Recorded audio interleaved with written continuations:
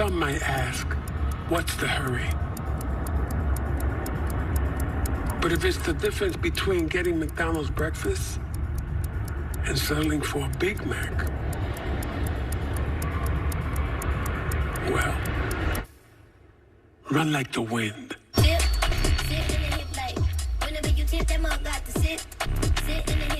Ba-da-ba-ba-ba.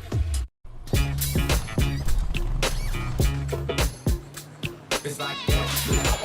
Got it, it stays fair.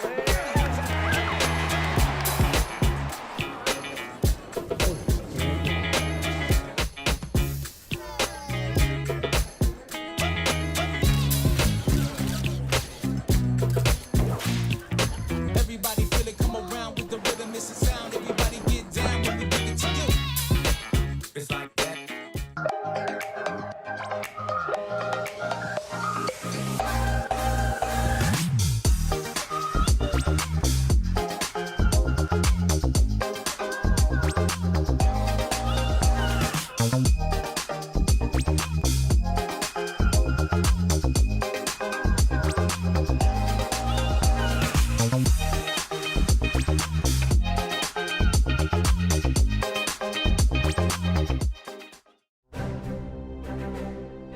You don't have to wear a uniform for service or sacrifice. Every day, ordinary Americans perform extraordinary acts of courage and selfless service. Please join us in recognizing citizen heroes who have made a difference in the lives of others through their acts of courage and selfless service in communities across America. Nominate a citizen hero today at themedalofhonor.com.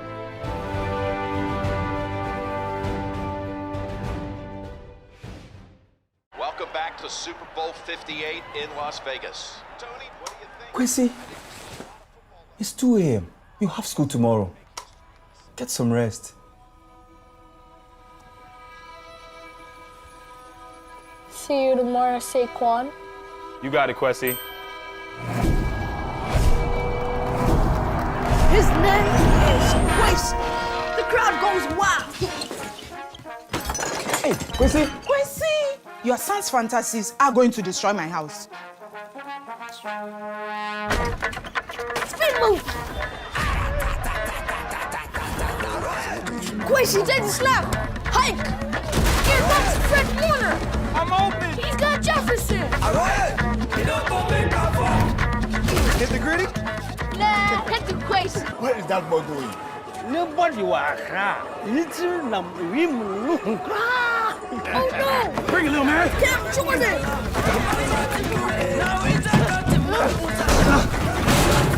I'll see you tomorrow, Quasi. Quincy's in trouble! I got you. He pitches into Saquon! No! My ball! That's on you, bro. Besides, I'm not even real.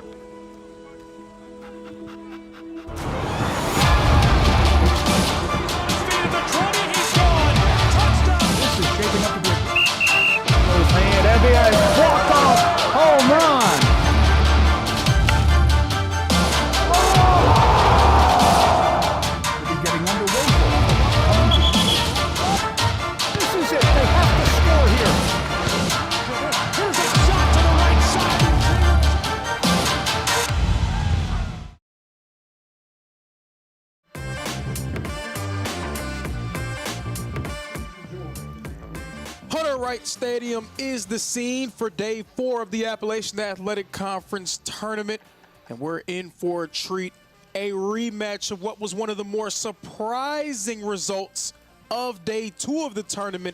The second-seeded Johnson Royals, they're going to take on the 8th seed, the Montreat Cavaliers. Hello, everyone, and welcome to this live coverage of NAIA baseball here on SCSN. My name is Lorenzo Robinson, and I will be assisting you in enjoying what has been already a tremendous week of baseball so far, and another day on the horizon. We are in the second game of day 4, and we're going to get a chance to meet the two teams playing today. The Johnson Royals coming into this game with a 37-11 record. They are the 6th ranked team in the NAIA top 25, one of the best teams, overall teams in the entire country. Meanwhile, the Montreat Cavs 33-20. They are the 8th seed, but they are not your normal 8th seed. It was a logjam between seeds 4 and 9 for much of this season. Montreat, a game here, a game there, could have been the difference between being 4 or being 8. They find themselves in that 8th spot, but if that win against Johnson is any indication, they are not a team that we can expect to see bow out gracefully. So more on that very surprising result from not only beating Johnson, not only overcoming the Royals, but dismantling the Royals. It was an 11-3 win in favor of the Cavs. I think Johnson was a little bit shell-shocked in that game. Johnson offensively, they had 10 hits, but they just could not string together anything with runners on base, leaving several runners stranded. That ended up being the difference. Montreat capitalizing on their opportunities. Johnson not able to do the same. Yesterday, Johnson, they were able to save their season with a dominant 10-1 victory over U-Pike. Meanwhile, Montreat ran into the buzzsaw that is Tennessee Wesleyan University. Montreat falling victim to the Bulldogs, 7-1. The man on the mound for the Johnson Royals, Tyler Barfield. Barfield, we've been waiting to see him all tournament long, and we will get a chance to be treated to a performance from him here today. This is his 15th appearance of the season, his 14th start.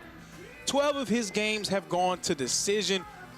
He is 10-2 in those contests. He's sporting a 5.08 ERA. Tyler Barfield is going to be tasked with slowing down this Montreat lineup. Coming into this tournament, not really seen as one of the more potent offensive groups. They've been a middle-of-the-pack team in terms of runs scored, in terms of batting average, but they are a very powerful lineup. They are top 5 in the conference in home runs as a group, and we've seen that power come up big on multiple occasions throughout this tournament already. They had 4 home runs in that game, 5 home runs actually against Johnson, but 4 of them being normal home runs, one of them an inside the park home run from Zachary Long. But Montreat, 5 home runs over the course of this tournament. They almost could have seen themselves as an unbeaten squad, but they ran into Tennessee Wesleyan yesterday, and the Bulldogs doing what they've done to multiple teams over the course of their time in the Appalachian Athletic Conference, just mowing down the Cavs and putting them into the losers bracket. This is firmly in the category of loser leaves town. The winner will move on. The loser will see their stay in Kingsport, Tennessee come to an end as we have a leadoff pop-up from Justin Austin of the Cavs. Out number 1 on the board for Barfield.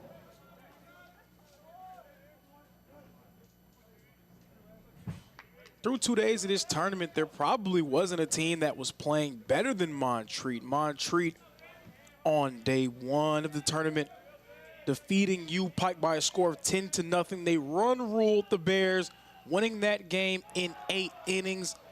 Following that, an upset victory over the 2nd-seeded Royals, 11-3. This one a ground ball. It scooped up the throw in time for out number 2. Now on the flip side, you know that Johnson, they would love nothing more than to stick it to the team that put them into the losers bracket on day 1. Johnson, they were the late game in that contest. They were here almost 2 full days before being able to play their first game here in Kingsport. And it's fair to wonder if that may have led to some sort of rust in them. It had been nearly a week since they'd played a baseball game. But now they are firmly in it after their own dominant victory over the U-Pike Bears that came yesterday. They defeated U-Pike by a score of 10-1. Johnson earning their way to the next day of the tournament. Right now at the plate, Matthew Brunner for Montreat. Brunner is someone that Montreat's going to need to see get going if they're going to pull off the upset once more. Brunner, their team leader in batting average up to this point. He has a .366 average, 56 total hits on the season, a slugging percentage of over 54%.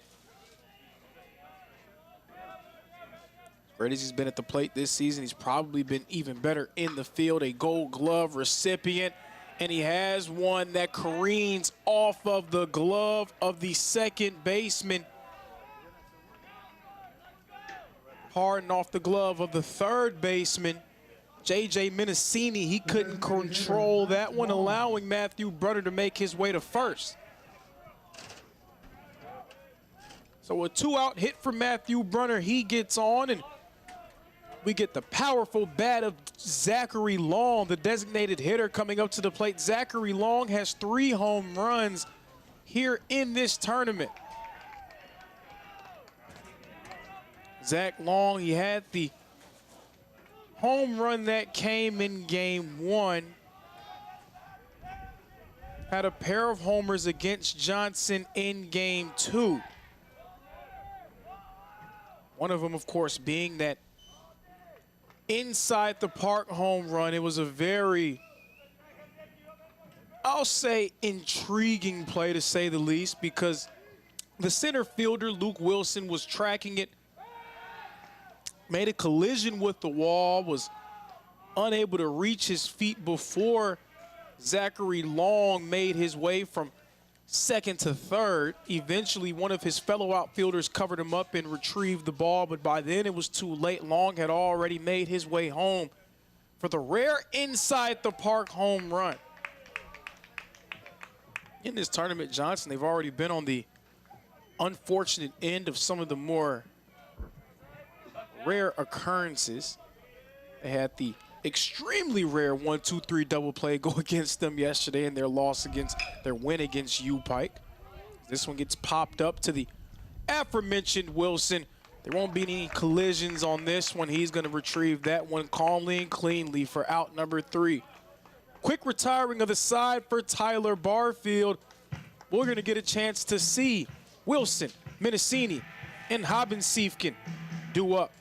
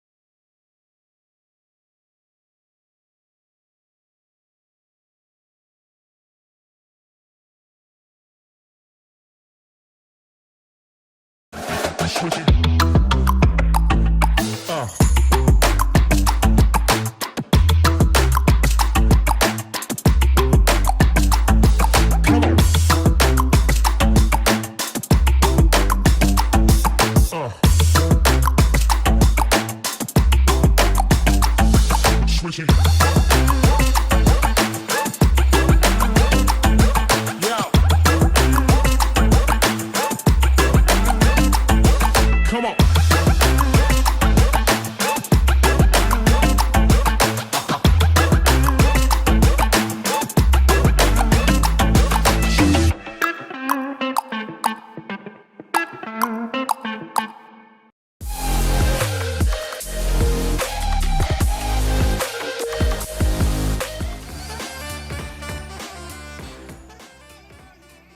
Tyler Barfield did a nice job of holding that Montreat lineup out bay in the top half of the inning, and we're going to get a chance to see Johnson's lineup get their take at it here in the bottom half, and they're going to go against Jordan Hart. Jordan Hart making his 4th start of the season for Montreat, his 13th overall appearance. He sports a 3.8 ERA. He's pitched in 23 2/3 of an inning.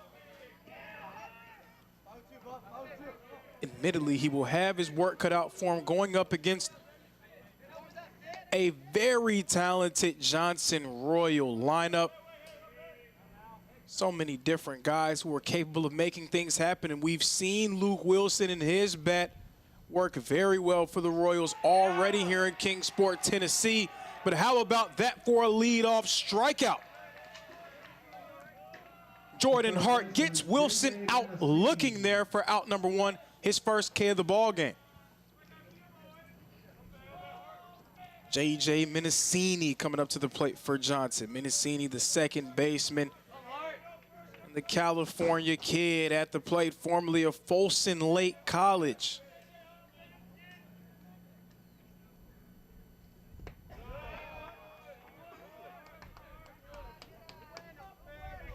Montreat again in that game that they had against the Johnson Royals.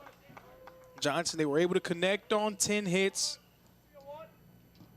Runners on base, they left several runners stranded in that game. That ends up being the difference. And I've said it all throughout this tournament, it's the game within the game, those turning point type of plays, those plays not going Johnson's way in that matchup. And it ends up coming back to haunt them. Montreat pulling off the monumental upset, but if Montreat wants to see their stay in Kingsport, Tennessee be extended one more game, they're going to have to do the unspeakable yet again. Counts 3-0 and a strike. Now the winner of this matchup will take on Tennessee Wesleyan later today. Tennessee Wesleyan looms. That game will be our last game of the evening as Minicini draws the walk. He's going to make his way to first.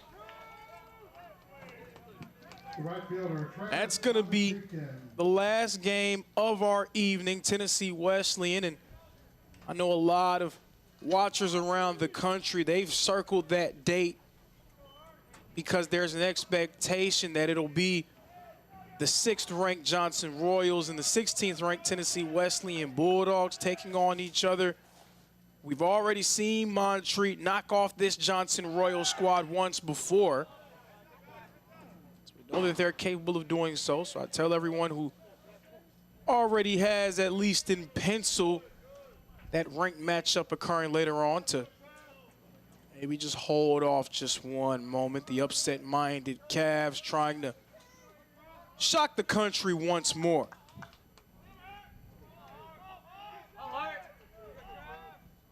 Count is 0-1. It's a nice breeze right now here in Kingsport, Hunter Wright Stadium. It isn't anything that's really carrying any balls. We're not seeing too much movement of the trees. The flag is fluttering ever so often. It's pretty cool here for May 1st, I will say.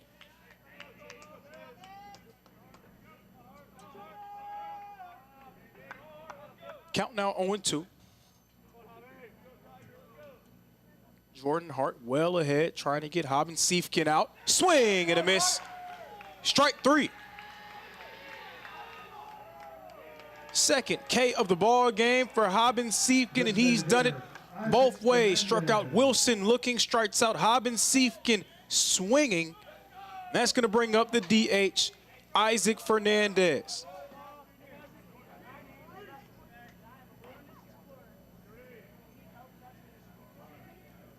Isaac Fernandez in that first game against Montreat went 1 for 4 on that one.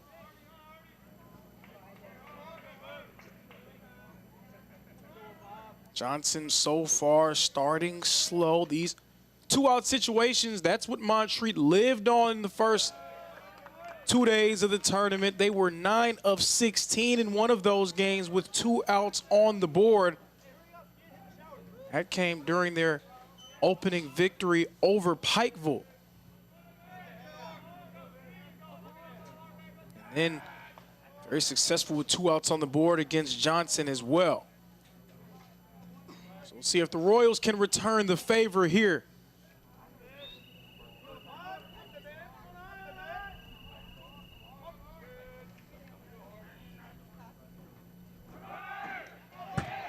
That pitch high, gets past the backstop Dawson Bryant, easily allowing Mendocini to get himself in a scoring position.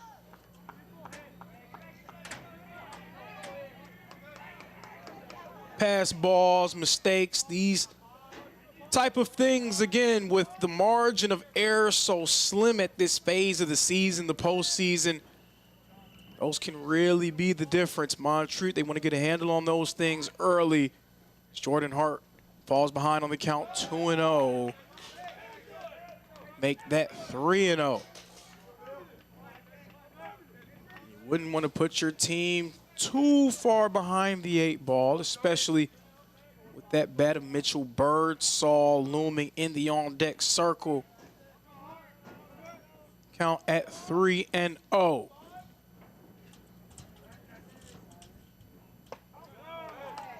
That's going to be ball 4, walk, 2 men on for Johnson. Mendocini got himself into scoring position, and Fernandez will join him on the base paths. He's now at first. Mitchell Birdsall coming up to the plate. Birdsall, his bat is scorching hot for the Royals after yesterday. He was 2 for 5 in that game, finished with 3 RBIs. Birdsall, one of those hits a triple from him. So we'll see what he can do with 2 runners on base. That was a big hack. He wanted to get all of that one, but gets none of it indeed. Strike number 1.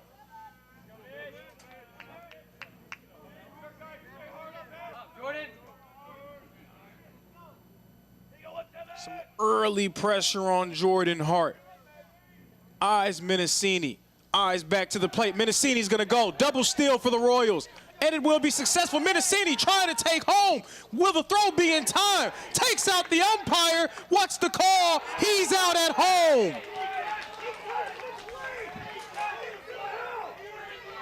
The umpire takes a dive there. He takes the bump, but gets up and makes the call. Out at home. Mendocini aggressively trying to put his Royals on the board.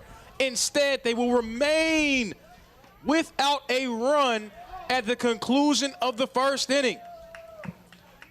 Some early fireworks, folks. The Cavs and the Royals deadlocked. We're still waiting to see who's going to break the ice.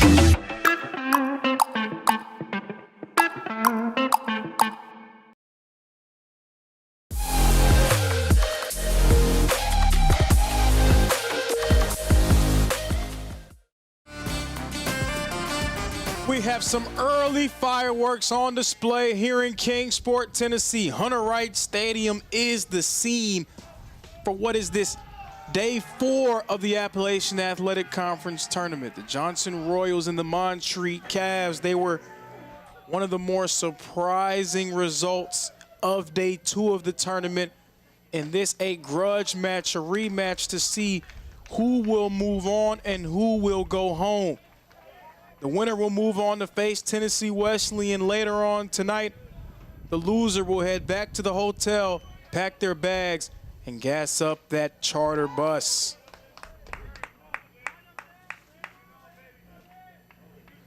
Tyler Barfield back on the mound for Johnson. Made relatively quick work of Montreat. Wasn't quite 1-2-3 because Matthew Brunner had other ideas, but Tyler Barfield picking up right where he left off. That's his first K of the game. The third baseman, Hunter Purchase. Barfield able to get out Daniel Restrepo. Restrepo, the second team all-conference selection, makes his way back to the dugout. And coming up to the plate now is Hunter Purchase.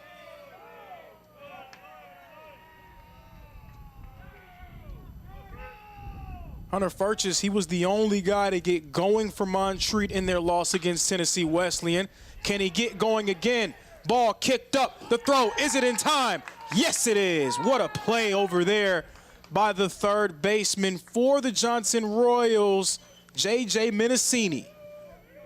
The second baseman, Gustavo Gonzalez. J.J. Menacini had to get that one off a high hop. It rolled up on him. He was able to pluck it out the air and deliver a perfect throw to Birdsall for out number 2.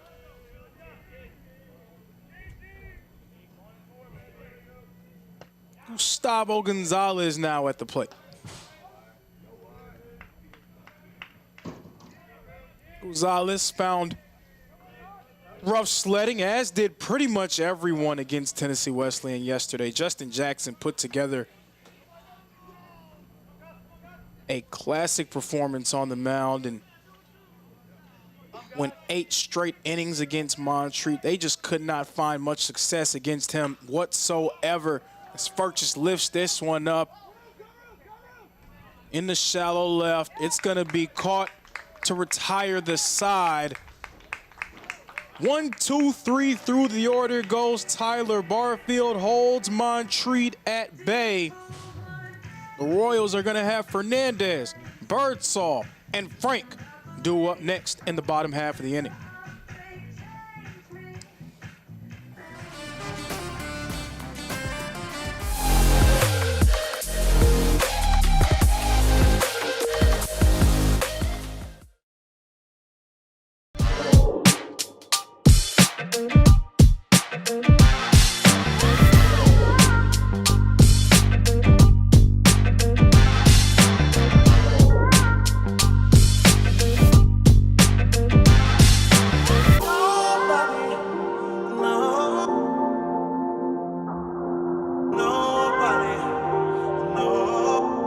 The Southeast Sports Network is now on Amazon Fire TV.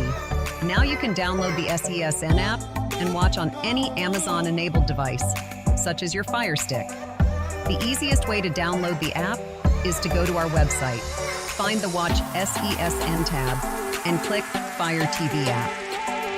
Then just select your device from the list. That's it. Free and easy. Enjoy watching the Southeast Sports Network on your Fire TV, Fire Stick, or Fire Tablet with just a few clicks. Your favorite teams, your favorite live streams, your favorite highlights. Be sure to engage with us. Find us now on YouTube at NSBN Sports or visit us at nsbnsports.com.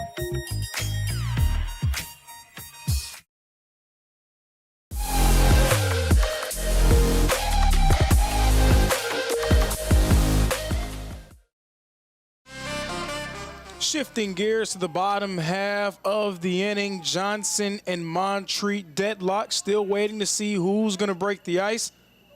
Mitchell Birdsall, the first baseman, is coming up to the plate.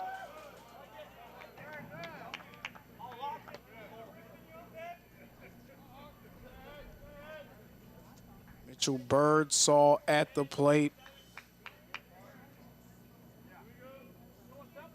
Johnson's trying to find a way to strike first. They got off to that slow start against Montreat, and really that's what doomed them from the start. They couldn't really get going in the early stages, bats late arriving. They didn't find their first signs of real life until that third inning. Montreat had a 5-0 lead before Johnson was even able to score anything, as this one's carrying out the right field, but it has warning track power, out number 1. That slow start dooming Johnson against Montreat. The second baseman, Brandon Frank. They need to get off to a faster start here today to put some pressure on the Cavs. Meanwhile, the upset-minded Montreat Cavaliers, they're struggling early with Tyler Barfield. It's a bit of a different sight for them, especially after the way that they jumped out to early leads on both Pike and Johnson. Bunt attempt here by Frank. The throw is high. It's wild. Frank is rounding first, headed to second. He's safe. Rounding second, headed to third. Safe again. Frank takes 2 bags.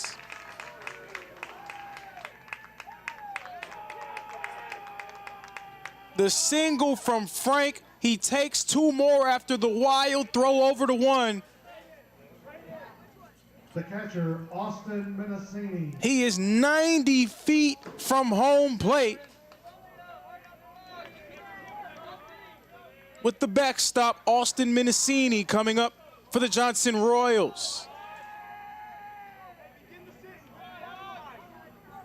Minicini, the older brother of J.J. Minicini, the infielder for Johnson. Jordan Hart in some real trouble here. Yes, 1 man on, but that man is at third. He is 1 base hit away from allowing the Royals to break the ice officially. This is popped up into the air. It's going back. It will likely allow Frank to score. He's headed home, and he's safe at home. Johnson strikes first blood.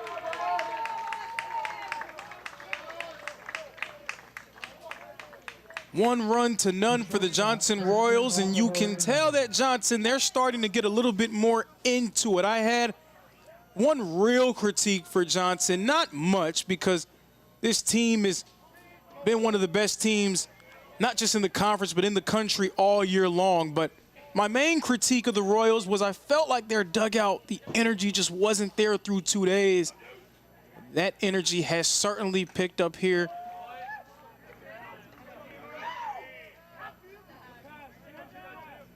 Tell they're chirping a little bit more. Those guys, they're all the way into it. Christian Altamirano, the shortstop, at the plate for the Royals. Altamirano pops one up into center field. That's going to be out number 3. The side is retired, but not before the Johnson Royals get on the board. This game different than game number 1 because it's Johnson on top early.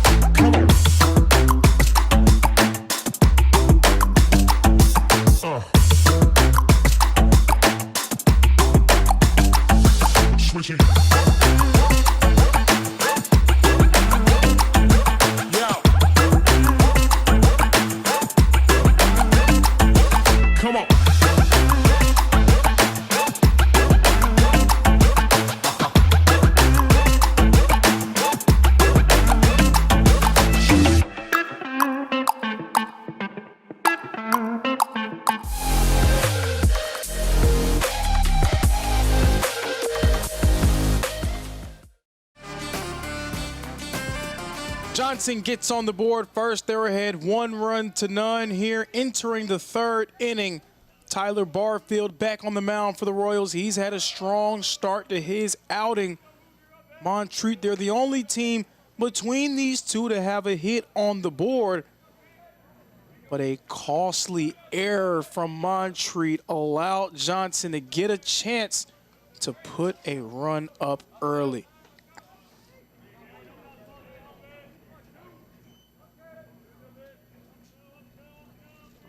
Margins razor thin in postseason baseball, especially when you're going up against a team like Johnson that's top 10 in the country, a team that's fighting for a #1 seed in the NAIA opening round. You cannot afford to make mistakes like those, and when you do, these teams have a way of capitalizing. Ground ball, but Mendocini can't corral it. And safe at second for Montreat is Caden Ethier. Caden Ethier, the shortstop, it's going to officially be scored as a hit for Ethier. Second hit of the game for Montreat. Runner in scoring position. The backstop, Dawson Bryant, the 9-hole hitter coming up to the plate. Montreat trying to come up with an answer. Bryant, the senior from Avon Park, Florida, lays down a bunt to advance the runner, trying to get out the lead runner. What a play!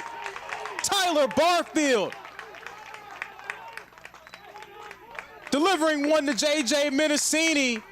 Mendocini making the tag, and an astute play there from Tyler Barfield.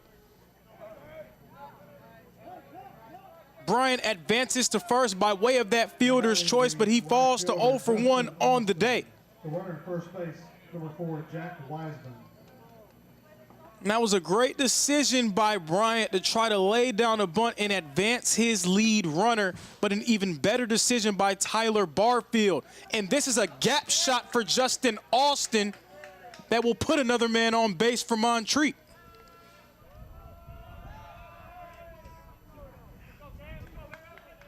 So third hit of the game for Montreat. Montreat is finding some semblance of success against Johnson's Tyler Barfield, but it just hasn't been anything being strung together. There's one out on the board, 2 men on base, with Cameron Nagel, the outfielder, coming up to the plate. If there was a time for Montreat to get themselves going, it would be in a position with a man in scoring position and 2 men on. We'll see if the small ball option is something that Montreat goes to, especially when this is a team that has made their living off of the long ball for much of this season. Again, a top 10 team in the conference in homers, and several homers already here in the AAC tournament. Barfield quickly going ahead on the count. He's up 0-2.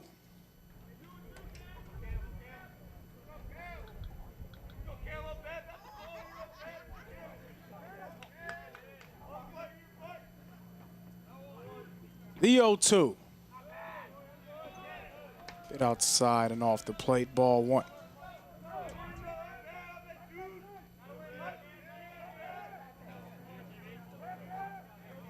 Cameron Nagel at the plate, the redshirt senior from Lamont, Illinois. Another low pitch, but a good job by the Johnson backstop, Austin Mendocini, to keep that in his grasp. Count moves to 2-2. Entering today, Cam Nagel, a .250 batting average. On base percentage just a hair under 37%. See Barfield eyeing down that base runner at second. That one is tipped up and fouled off.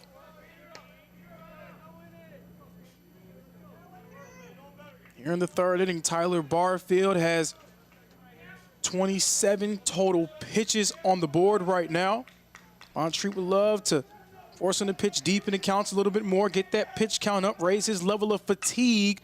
This is popped up. It's gonna drop. A blooper. Bases are loaded for the Montreat Cavaliers. The Bats starting to heat up for the 8th seed.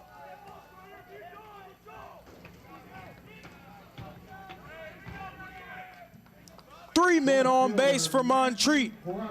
Matthew Brunner, the outfielder, coming back up to the plate. Brunner already with a hit in this ball game.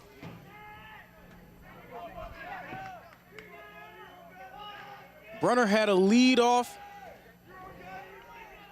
a single to start off his day. Montreat 4 hits right now. And they're doing it a little bit different than how they did it before. Just 1 out on the board, a team that made its living with 2 outs on the board through 2 days here in Kingsport. And for them, who better than Matthew Brunner at the plate? Their season-long leader in batting average. Matthew Brunner batting a scorching .366 coming into this game. Already has a hit, already in a good rhythm. He's been in a good rhythm throughout this tournament thus far. He went 2 for 4 against Tennessee Wesleyan. Time for Montreat here. They could potentially tie it up, maybe even take the lead. Brunner just trying to get one in play. Count is 1-1. It gets past the backstop, and 1 run will score. No, it actually hit Matthew Brunner. That one hit Matthew Brunner. He's going to make his way to first, and a run will score for Montreat, a free run for the Cavs. They tie things up at 1 run apiece. Maybe even more importantly, the bases remain loaded with Zach Long coming up to the plate. We know what Zach Long can do. We've seen it already here in Kingsport, Tennessee. Zach Long has 3 home runs this week.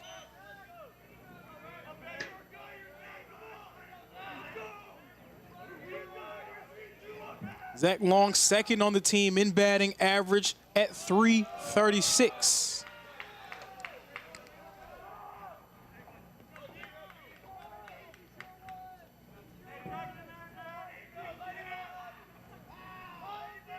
Montreat, the upset-minded Cavs, swing and a miss from Long. But the upset-minded Cavs trying to take another game away from the Johnson Royals. Tyler Barfield trying to put the kibosh on those plans. Pitch, popped up, foul.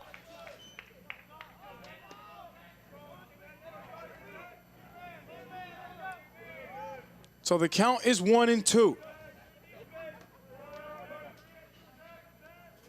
3 men on for the Cavs. Swing and a miss.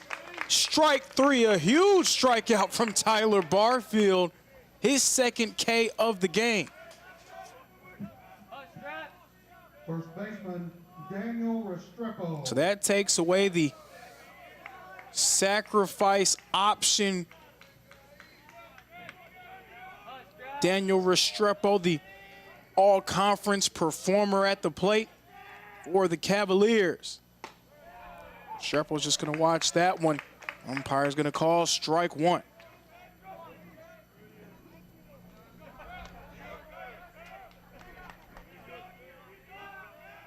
Restrepo got a late hit against Tennessee Wesleyan yesterday.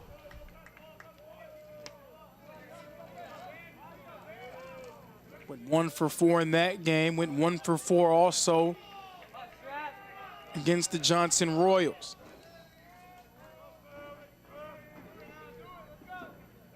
The Bats have woken up for the Montreat Cavs here in the 3rd inning. Restrepo hitting one that leaks into center field. 1 run scores for the Cavs. How about another run scoring for the Cavs? And a man safe at 3rd. 2 RBI single for Daniel Restrepo. The Montreat Cavaliers take a 3 runs to 1 lead.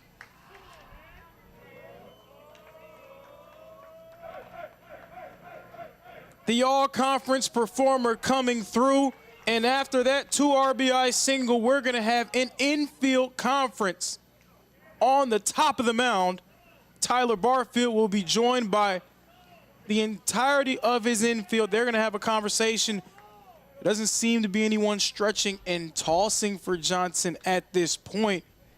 But this conversation may be just to get your pitcher to lock in a little bit. We see some of the guys tapping him on the chest, telling him what they're seeing, probably just wanting to make sure that he's in alignment. Everyone's on the same page as he tries to stop some of the bleeding here. Montreat has really picked things up.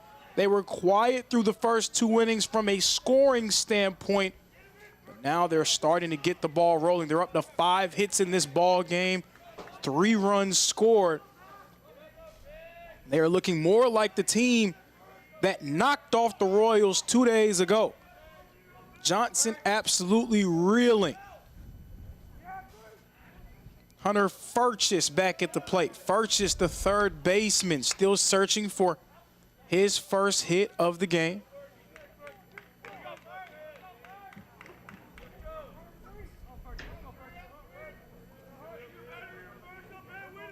Counts 0-1. Runners at the corners.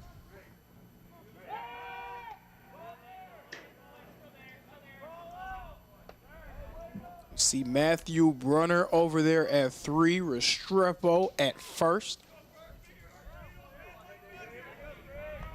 Montreat trying to put even more pressure on the Royals. Royals there without a hit at this point. They do have a run scored, but still searching for their first hit of the game.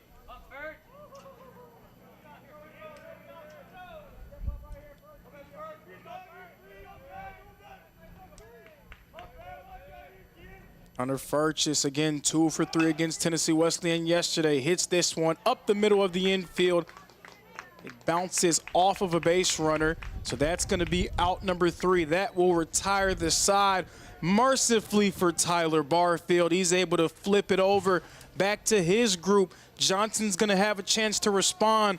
Montreat pulling out in front of the Royals.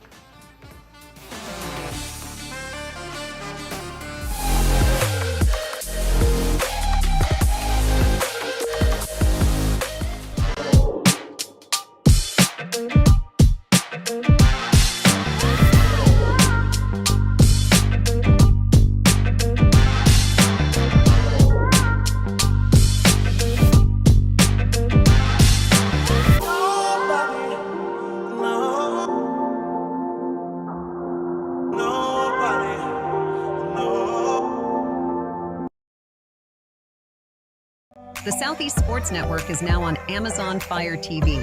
Now you can download the SESN app and watch on any Amazon-enabled device, such as your Fire Stick. The easiest way to download the app is to go to our website, find the Watch SESN tab, and click Fire TV app. Then just select your device from the list. That's it. Free and easy. Enjoy watching the Southeast Sports Network on your Fire TV, Fire Stick, or Fire tablet with just a few clicks.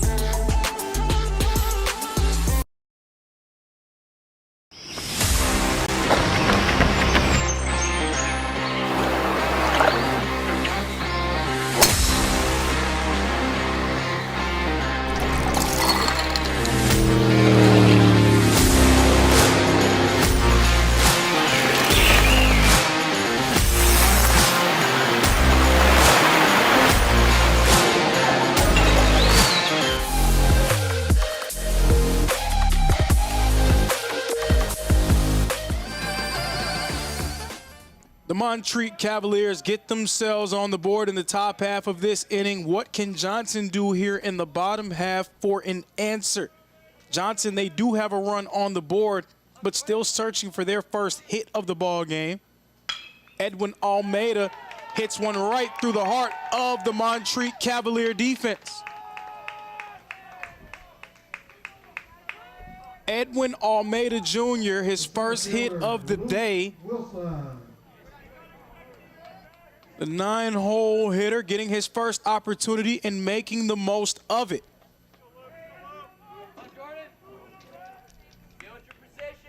Luke Wilson, the center fielder and the leadoff man as we make our way back to the top of the batting order of the Johnson Royals. Luke Wilson 0 for 1 so far today.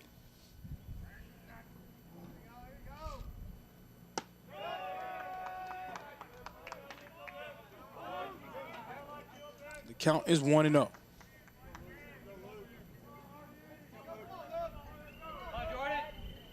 Edwin Almeida creeping off that bag. We'll see if Hart pays any close attention to him. Johnson, they are an aggressive team on the base paths. Second in the Appalachian in stolen bases. Coming into today, they are at 153 as a team. So Almeida will get a check-in from Jordan Hart. You know that that's something that coaches discuss with their pitchers. You got to try to keep those guys at bay. Over 153 this year, getting over 3 per game. This one gets popped up high into the air, deep into the afternoon sky. I think Hunter Furchess may have lost that one in the air. I mean, I can't really say that I blame him, because honestly, I kind of lost it too, and I didn't see it until he dropped it. Yeah, to the folks watching at home, yeah, I'm not going to lie. I lost it. I did lose it. I would have probably dropped it too. So missed opportunity there to pick up the out. We will continue the at-bat. The count is 2-1. Jordan Hart.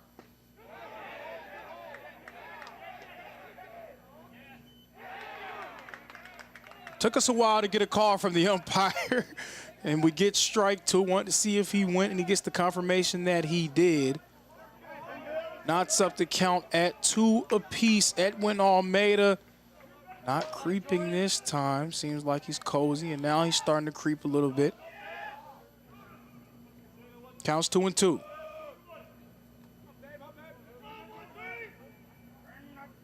Jordan Hart. A cracker. Double play chance. Yes. 6-3 double play turn by the Montreat Cavs. Caden Ethier got it. Stepped on that bag at second. Threw a rocket over the first for Daniel Restrepo, who stays on it in time for out number 2.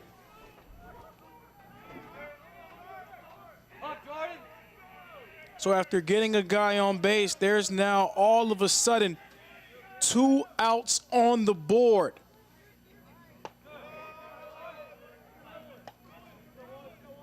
J.J. Menacini, the third baseman, he's back up for Johnson the second time today.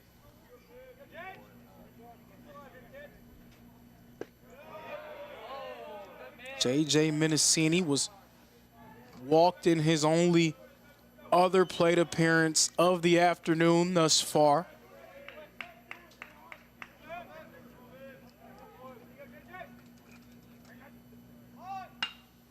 Tries to lay down the bunt. Jordan Frank all over it. Throw. Is it in time? No, it is not. Menacini beats it out. Jordan Frank was not fooled by that late bunt attempt by Menacini. But Menacini showing off the wheels, making his way to first. And Jordan Hart just could not make that throw in time.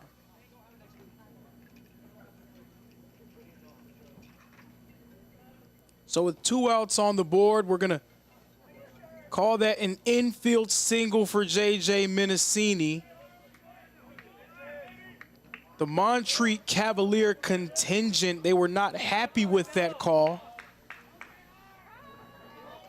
Nonetheless, Menacini, he's now 1 for 1. Travis Hobbins-Siefken, the outfielder, comes back up to the plate. Hobbins-Siefken looking to get on board for the first time today. He's 0 for 1 so far.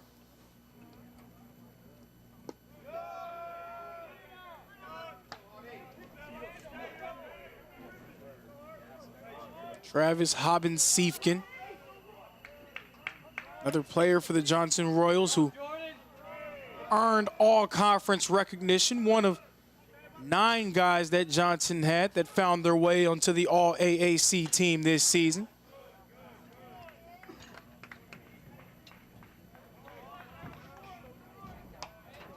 Johnson this season, an even better year than they had last year. Last year they finished 3rd in the final regular season AAC standings. The Royals, they were in the mix to win that regular season title right up into the final weekend. They fell in their weekend series against Milligan, which decided the regular season championship in favor of the Buffs. But another banner year for the Royals. They should find themselves in the mix for a #1 seed in the NAIA National Tournament.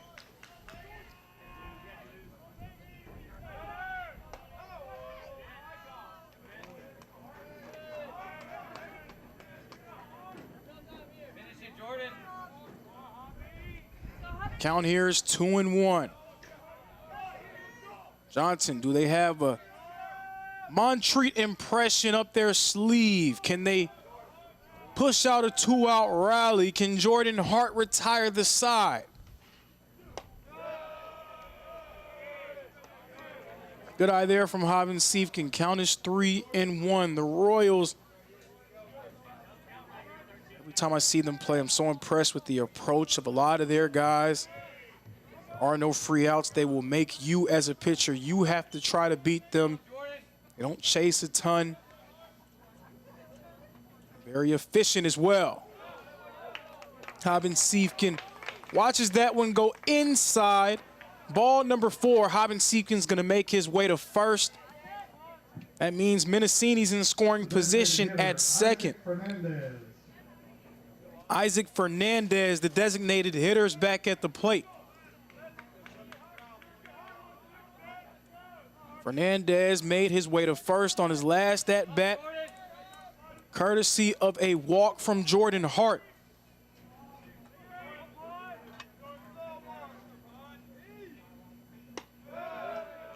Jordan Hart and the Montreat Cavs had an opportunity to end the inning a few moments ago,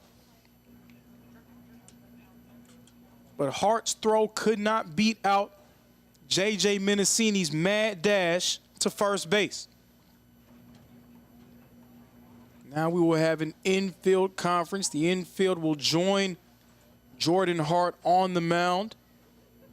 I wouldn't expect this to be anything major because Hart's really had a nice performance up to this point. But much like what we saw in the later part of the top of the 3rd inning with Tyler Barfield and his infield, you just want to have a conversation with your pitcher in these type of situations. Get him locked back in, let him know we're here with you. We see some things, just telling him all the sweet pleasantries that he needs to hear to get himself back going. Johnson, they find themselves in a position to put something on the board with 2 men on.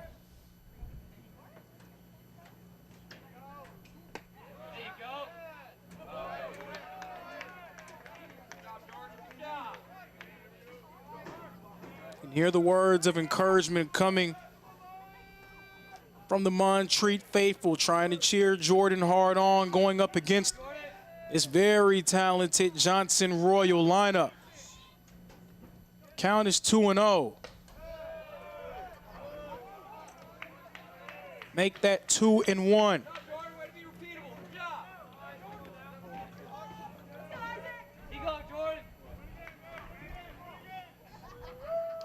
Jordan Hart looking to slam the door shut on the inning. He's eyeing Mendocini. That one a dribbler. Mendocini's going to take 3rd. Runners at the corners.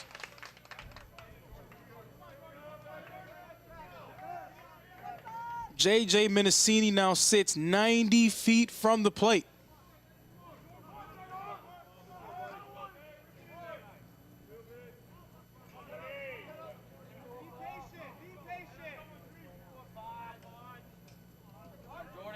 And the count is 3-1.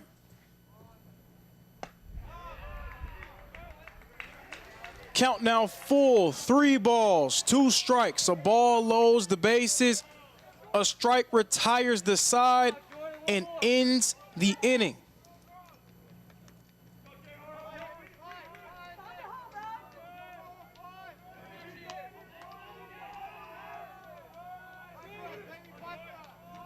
Payoff incoming from Jordan Hart.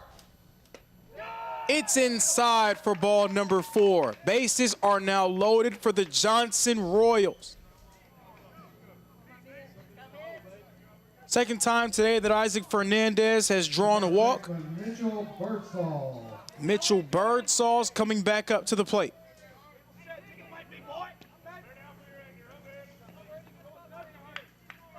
Mitchell Birdsall, the junior from Morgan Hill, California.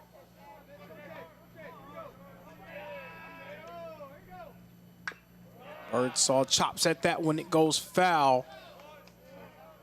Birdsall batting .306 so far this year. He's 0 for 1 on the day.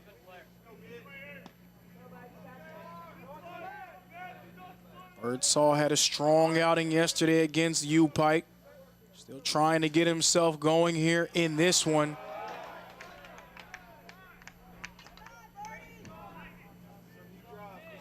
And you can see the pressure that Johnson can put on pitchers. Again, they are going to make you get them out. There are no free outs in this lineup. That's why they've been so impressive offensively this season. Birdsall, a gap shot. That will allow 1 run to score. Well, how about another? We are all square here in Kingsport, Tennessee. Mitchell Birdsall. He comes through again for the Johnson Royals. A 2 RBI single. We're tied up at 3-3.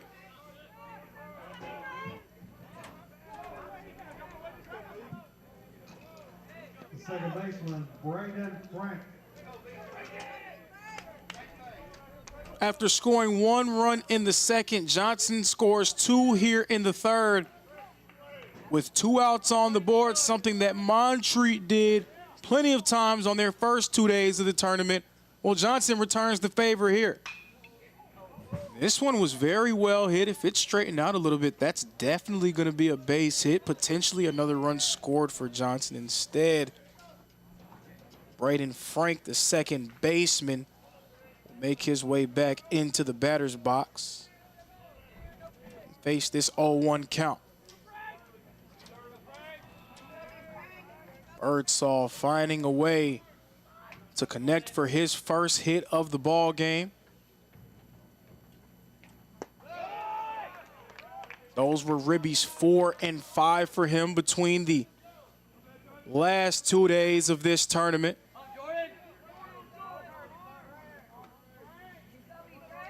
Count right now standing at 1-1. There are 2 men on for Johnson.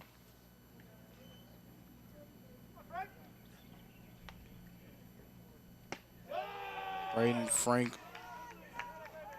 good eye there. And Jordan Hart, again, he almost got himself and his team out of the inning, but he could not make the throw in time to beat out J.J. Mendocini. We're going to remember that play. If Johnson's able to win this ball game, Mendocini beating out that tag directly led to these last 2 runs scored for the Johnson Royals. This one popped up. Out number 3, that's going to retire the side. So after Johnson's Tyler Barfield got into some trouble, Jordan Hart had to navigate some muddy waters of his own. Both offenses starting to wake up, and we have another classic on our hands. It's tied up 3-3.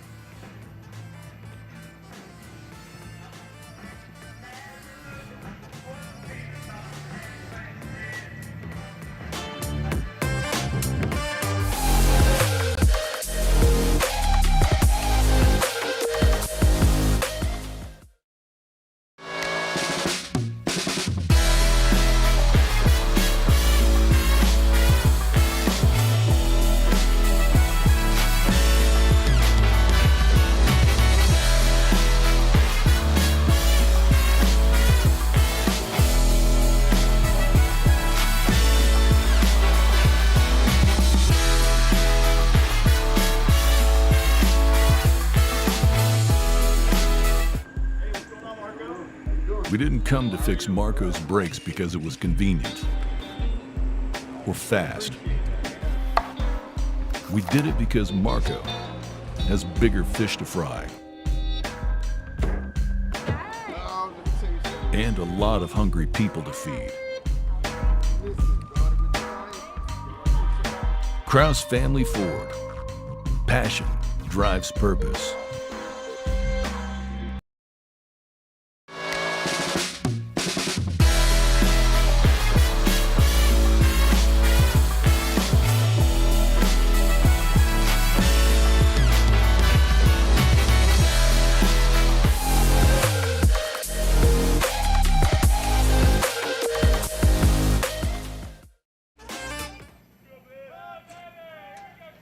Everybody take a deep breath. That was a very entertaining third inning on both sides. We're starting to see the two offenses get going. Montreat and Johnson deadlocked at 3 runs apiece. We are a third of the way through here in game 2 of day 4. This one gets fouled off. Dawson Bryant, the catcher, he's back at the plate for Montreat.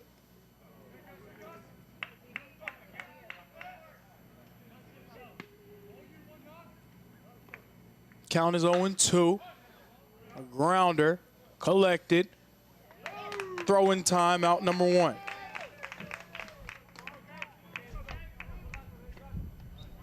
Again, everyone needs to settle down a little bit. And this game is really starting to pick up. We're seeing 2 teams, the Johnson Royals, they're fighting for a number 1 seed in the NAIA opening round. While Montreat, they're just fighting for a seat at the table. They want to force their way into that mix. Now, I talked about this a little bit yesterday for anyone who tuned in to our late game with Montreat and Tennessee Wesleyan. I have this rule that I made over 2 years ago during my time watching NAIA baseball and just seeing the way that these at-large selections go. The rule is the 35-win rule. Now, it's not a catch-all. It's not a guarantee. So I'm not saying, hey, you win 35 games, you should expect to be in. Of course, resumes come into account. You have to see who you've beaten. When did you beat them? How did you beat them? All of that is going to be considered when those at-large selections get made. But generally speaking, if you are a 35-win ball club, then you should feel like you have a good chance to be selected into the NAIA National Tournament. Now we have 3 teams who have already crossed that threshold, 3 teams who are in the top 25 as of right now. In Milligan, Johnson, and Tennessee Wesleyan. The only other team, as this is a strikeout here for Tyler Barfield, his 3rd K of the game. But the only other team that's threatening to get into that 35-win conversation happens to be the 8th seed, the Montreat Cavaliers. Montreat, they're sitting at 33 wins right now. Now, again, it is not a catch-all. It is not a guarantee that you will be there. But if Montreat can find a way to get to 35 wins, they will have an interesting conversation. And to get to 35 wins, they'll have to beat 2 top 25 teams to do it. They have a top 10 win on their resume already here in Kingsport, Tennessee, by defeating Johnson 2 days ago. In order to get to 35 wins, they would have to beat Johnson again and then overcome the 16th ranked team in the country, the Tennessee Wesleyan Bulldogs. So yes, easier said than done. But we've seen crazier things happen here in this sport.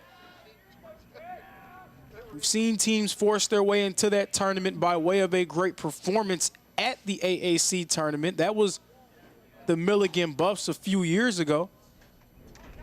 So we know it's possible. We know it's possible. Maybe not probable, but definitely possible. Right now the count is 3-1. Tyler Barfield deals. And a strike that fills up our count.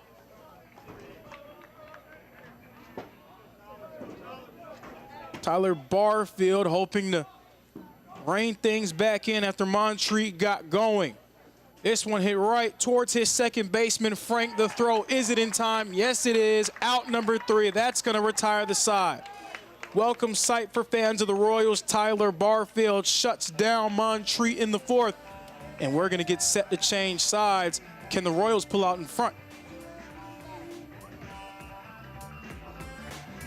We're actually not going to go to break here. We're going to swing it over across town to Brickyard Park and check out what's going on in the AAC Softball Championship Series featuring Reinhardt and Chua McConnell.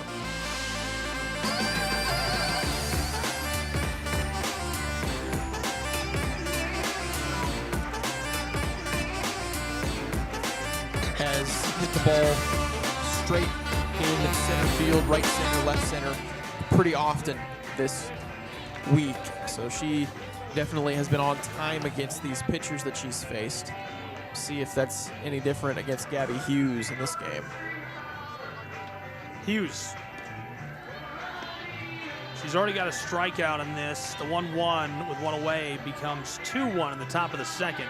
Hughes is peaking at the right time. She's peaked at the very end of this tournament. Pivotal for the success of the Bears.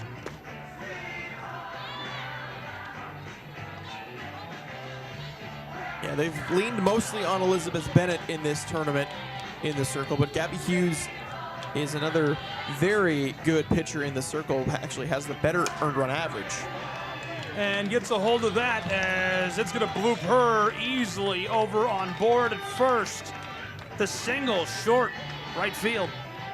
Yeah, you know, I think early in the game, that decision by Reagan Chiswick in right field is a smart one. Not being too aggressive to try to come get that fly ball in shallow right, because if she does and she misses it, it goes past her and it becomes extra bases for Frigi. That definitely gives more of a chance to score to Reinhardt in this inning. This is always a dangerous bat. She can catch one at any time and make some magic happen, as Gabby Hughes now will deal over 25 pitches to Shaylin. That's what's happening over at Brickyard Park. Reinhardt and Chua McConnell facing off against each other. We're shifting gears back to Hunter Wright Stadium. That was a nice over-the-shoulder grab for Montreat. The shortstop, Caden Ethier, making the play for a quick out. 1 out already in the bank. We have a new pitcher on the mound for Montreat. Number 20, Ethan Caldwell. Caldwell, the junior from Davidson, North Carolina. Caldwell making his 18th appearance of the year. He's pitched in a little bit over 26 complete innings. Now 26 2/3 of an inning. Native of Davidson, North Carolina. Of course, Davidson made famous. Davidson University made famous by Stephen Curry, all-time great NBA basketball player. Called Davidson home for 3 years before moving on, of course, to his legendary NBA career. Ethan Caldwell. Behind on the count, 3-1. Caldwell facing Christian Altamirano. Altamirano 0 for 1 so far. Altamirano was 2 for 5 yesterday in the win over U-Pike. Altamirano pops this one up. It goes foul.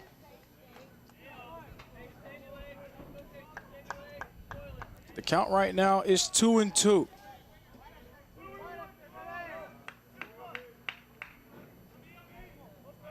Johnson, the bat starting to work. They got their first 3 hits of the game, but Altamirano will not be able to add to it here. Swing and a miss, strike 3. Down goes Christian Altamirano, the first K of the day for Ethan Caldwell. The left fielder, Eddie Almeida. Edwin Almeida Jr. The outfielder, he already has a hit earlier in this game. He comes back to the plate. But the bats really got to working for Johnson in that previous inning. They got their first 3 hits of the game. They were able to score a run by way of a few costly mistakes from the Montreat Cavs, but they had not recorded a hit until that third. Now in the fourth, 2 outs on the board. All is not ultimately lost for the Johnson Royals. They got their rally going with 2 outs in the previous inning, but Almeida already behind on the count 0-2.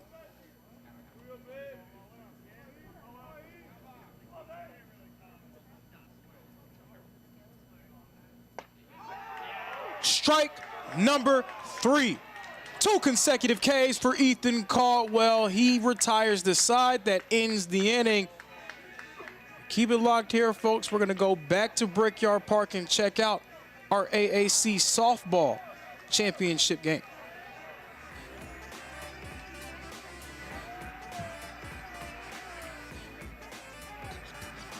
Oh, fouled off, and that's strike 1. Well, that's a good swing. You're looking for a good swing there in that situation, but just missed it, fouled back to the screen. Sails by, as that's going to go as well for ball 3 with none away in the bottom of the second. And Chiswick out ahead in the count against Pettit, who's got a strikeout already.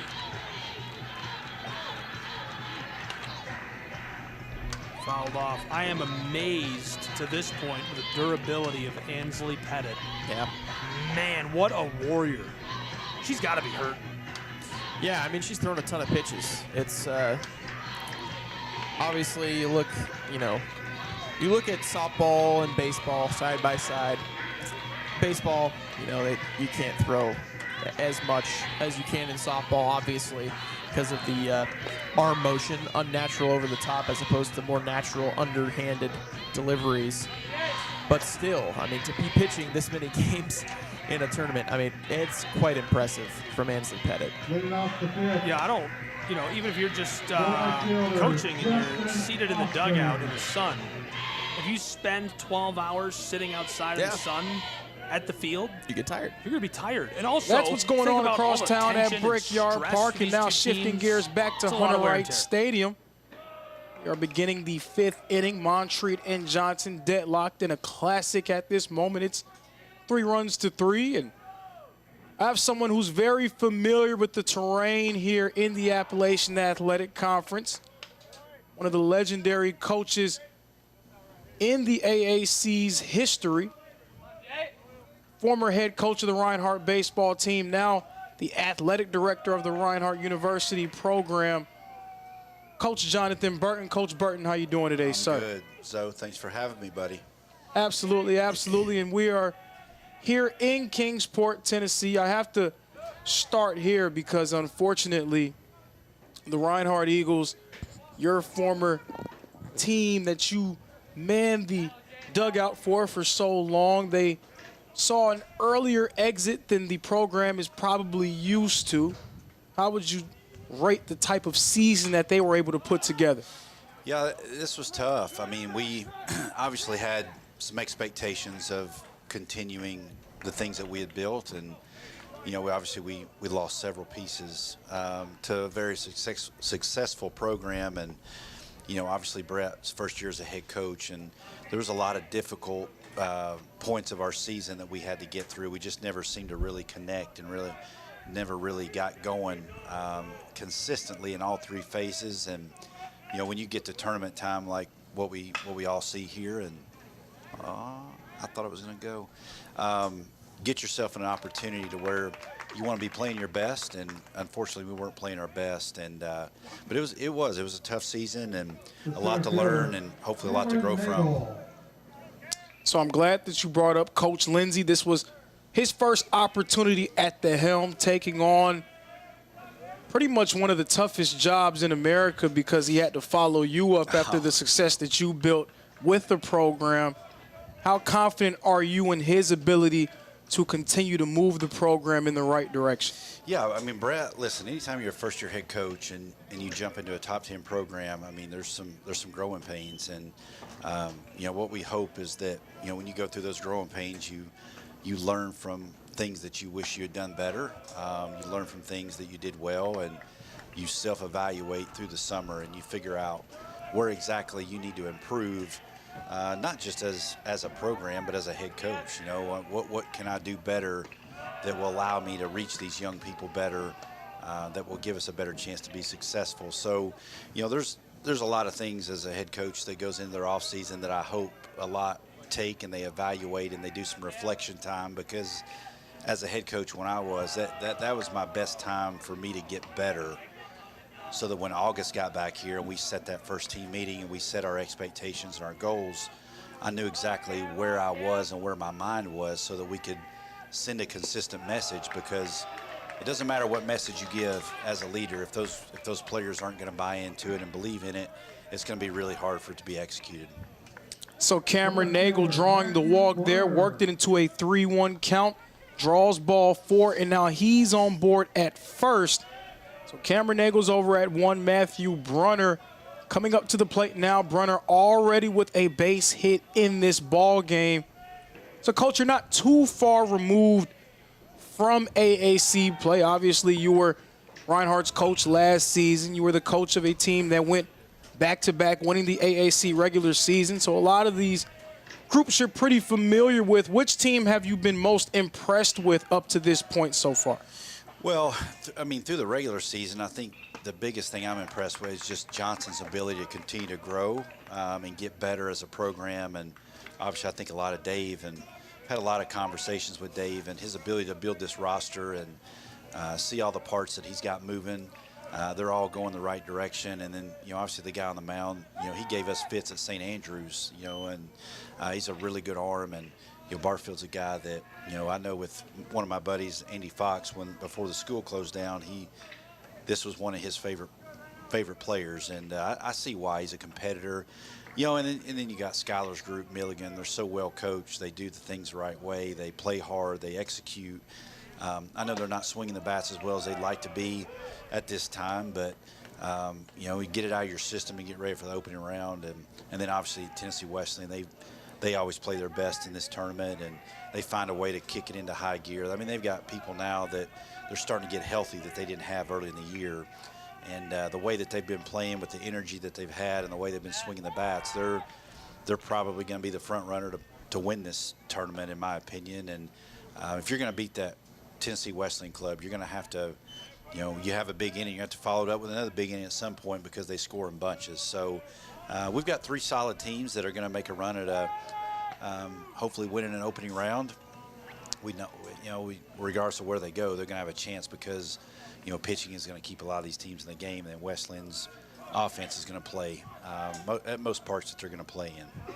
So I'm glad that you brought up the fact that you already have 3 teams that are going to be in the bank at this point, as this one goes its way in the right field. Matthew Brunner continues his strong day.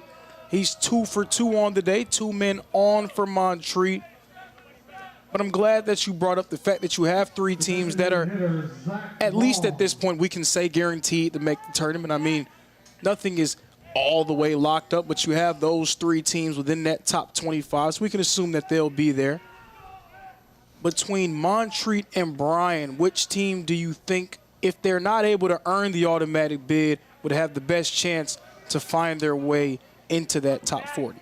Well, Montreat probably, but just simply because of, you know, their overall winning percentage is going to be higher. Bryan's probably going to have a little better, you know, data point when it comes to teams that they've beaten and who they've played. Their schedule's been really tough. But, you know, with the way this new system works, you know, I was a selection committee member for the NAI for 7 straight years, and, you know, I was part of picking these teams and part of put these teams in position of where they were going to go play at certain points. But there's really no chance for either one of those teams to get in, unfortunately, and that's just me being honest. It's not because, you know, they're not good enough. They just haven't been consistent enough, and they're playing for their lives right now, and Bryan is playing tremendously well. I don't know exactly. Every year it seems like they come here and they play with a chip and they play so hard and so well. And Jordan's done a really good job, and they're the first-year head coach. And I think they started 0-8, and now they're in a position to where they're playing their best baseball at the right time. That's a credit to coaching, but it's also players believing in that. But these three teams, those three teams I mentioned earlier, they can sleep well. They're all going to be in this next tournament. They're just playing for seeds. Zach Long swings and misses there. Another K in the bank for Tyler Barfield. His 4th strikeout of the day. 2 runners still on board. That one got Zach Long out. Zach Long, after his bat was scorching hot through those first few games for Montreat, he has slowed down here in this one. He falls to 0 for 3 on the day. With the all-conference performer Daniel Restrepo now at the plate. So, Coach, I'm going to put you on the spot here. Yeah. Which team wins it? But hold that thought. A base hit for Daniel Restrepo and a run coming home for Montreat. Montreat pulls back in front of the 6th-ranked team in the country. Daniel Restrepo's RBI single. But if you had to call it right now, Coach, who do you think is going to end this week with the tournament crown? Got to go Wesleyan. I just think with how they're starting to swing the bats, Shelley's getting back healthy. Reynolds is starting to show his old self a little bit. They got a tremendous game last night in what Jackson delivered. When they start playing with that kind of energy and that kind of chip, they're a really difficult team. They're always going to be the most talented team. They were more talented than we were at Reinhardt, as good as we were for those many years. But the reasons we were able to play with that type of team is just because we would execute at a high level. We played well together.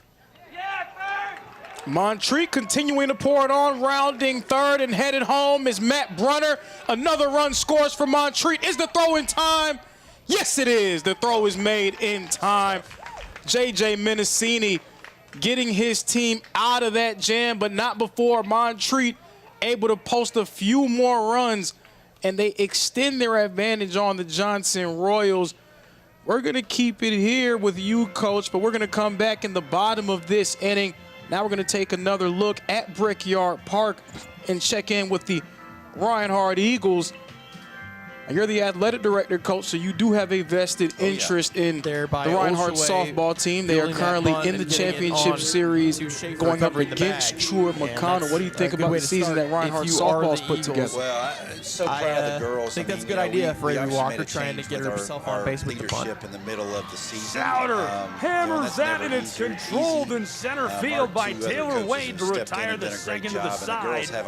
We have a defensive duel on our hands. She's done all she can It's like an old-fashioned Cavalier it's up to sword us fight on top of the mountain. That train going, and we've done that the last 3 games. That was one of the better hit balls that we've seen in this game. Probably the best hit ball we've seen in this game. Just unbelievable. From Souter right there. But playing 3 games again, in one unfortunate. Day it's right to a defender. But I trust these girls. They got a good group, and they're playing with a lot of excitement, and energy right now. Boat right. You can tell that consistency has been the key for them.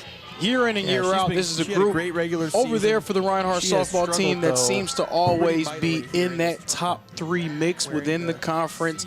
This wouldn't be their first time making it all the way to the championship series, but they're hoping that they can secure that victory. So that's our check-in over there at Brickyard Park.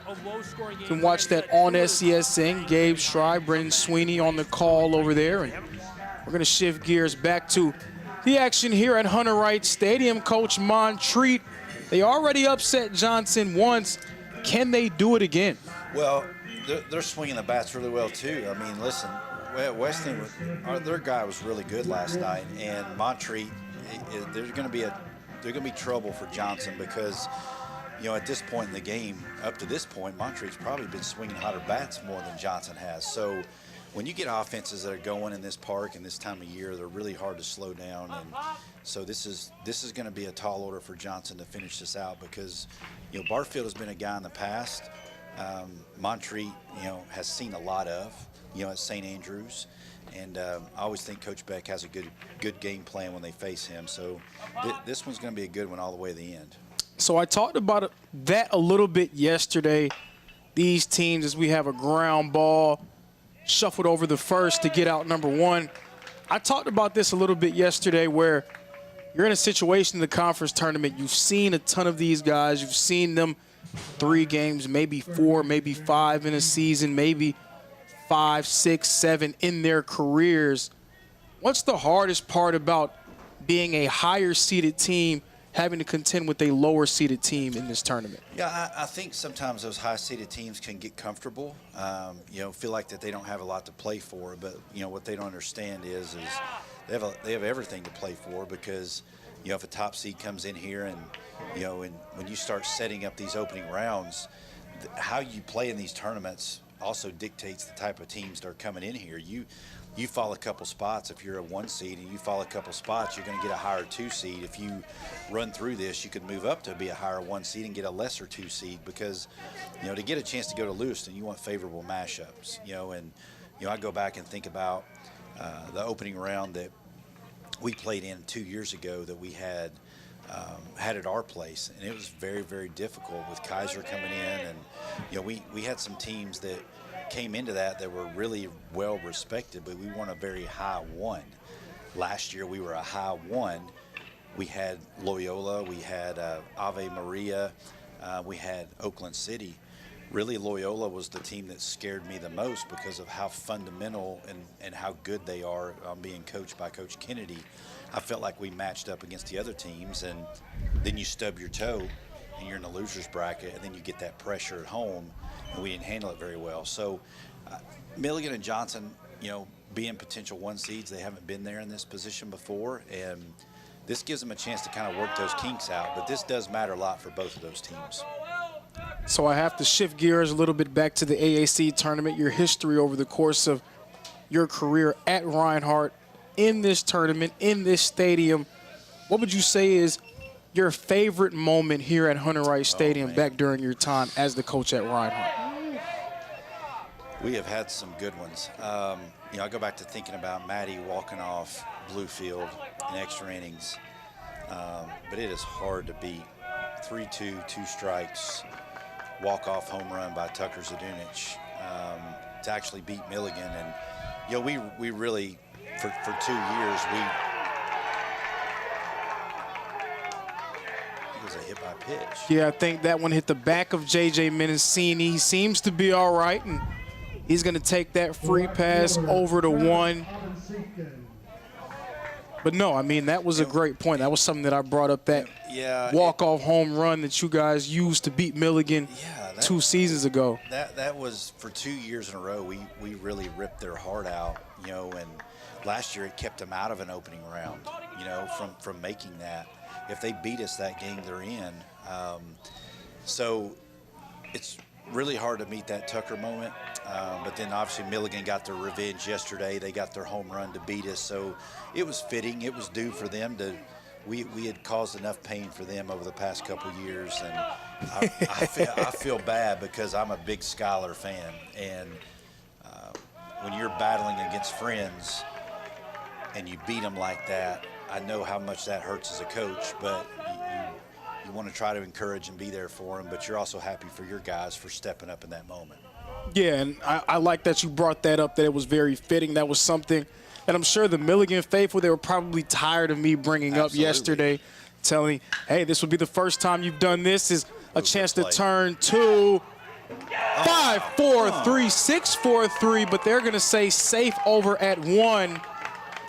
Very nearly a 6-4-3 double play for Montreat. Instead, they will just settle for getting that lead runner out at second.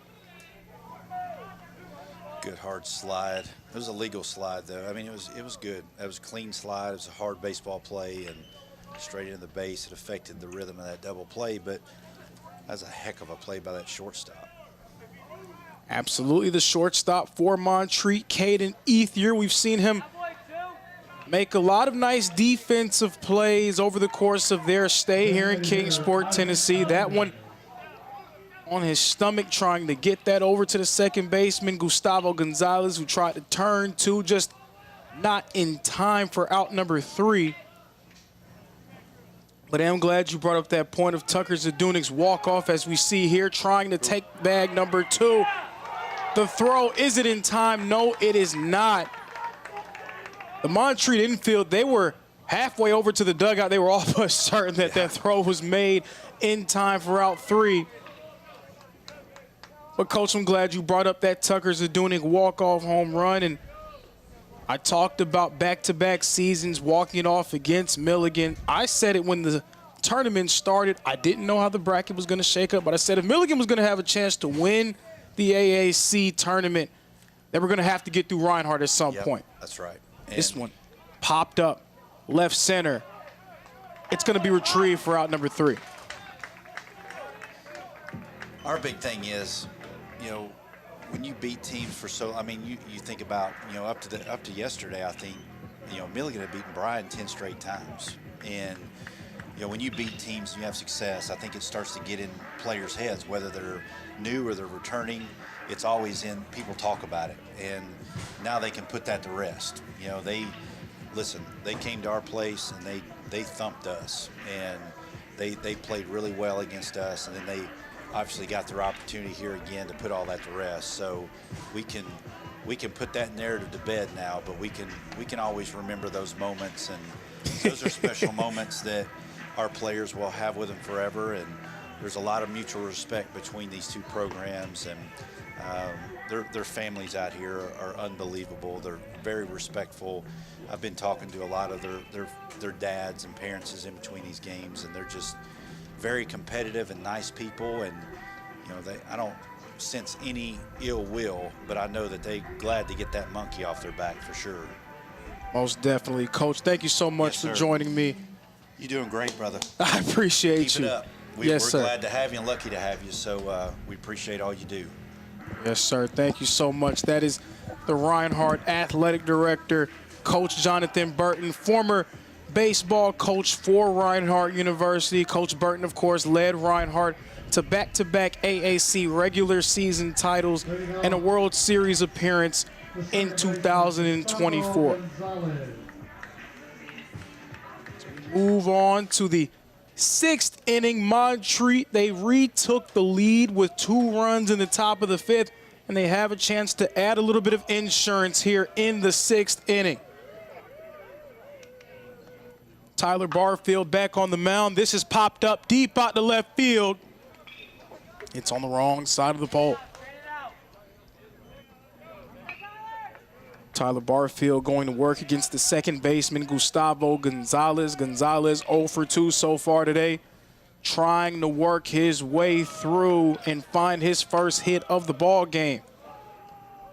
Tyler Barfield, after blanking Montreat through innings 1 and 2, has found some trouble here in 2 of the last 3 innings. Montreat posting 5 runs between the last 3. They are looking to continue to put Johnson on the ropes. Lifted up deep out to left field. It's going to be caught by Edwin Almeida Jr. Almeida Jr. with the grab for out number 1.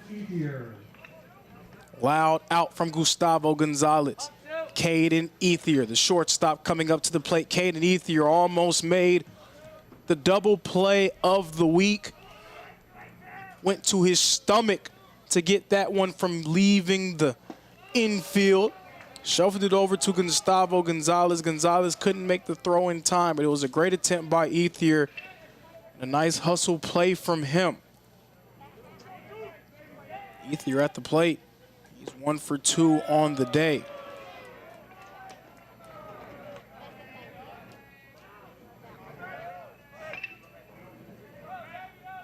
Coach Burton brought up the point of Johnson, Milligan, and Tennessee Wesleyan pretty much already in, as Barfield tried to get that one right off the bat of Ethier to throw. Will it be in time? No, it will be not.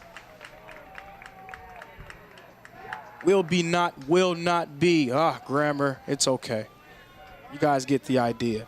Caden Ethier, he's at first. The catcher, Dawson. He moves to 2 for 3 on the day. Dawson Bryant, the backstop, coming up to the plate. Bryant 0 for 2.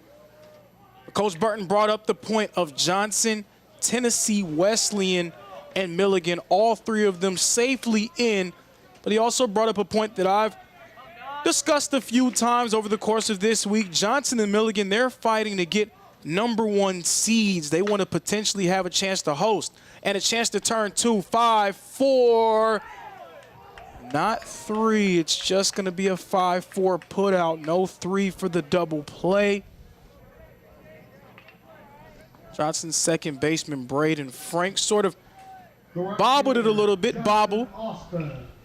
Couldn't deliver that one cleanly to first.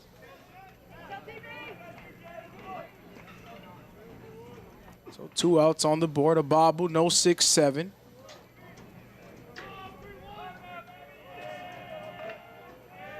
There is one man on.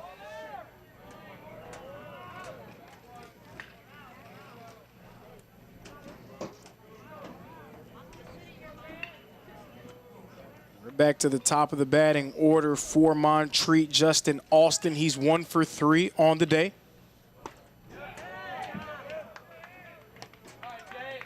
Count is 0-1.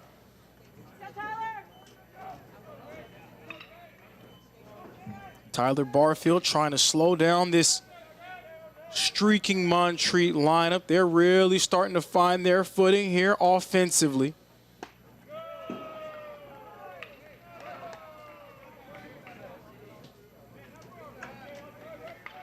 Meanwhile, Johnson, after it looked like they picked up some momentum of their own, they have been slowed down considerably. A pitching change, Ethan Caldwell. He's done his job of limiting that Royal lineup.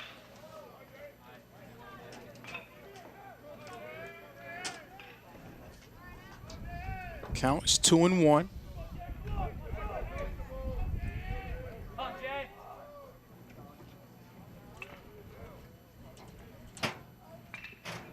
Pinch runner in the game for Montreat, Jack Wiseman. Wiseman, the junior from Jupiter, Florida. He's on the bag at first.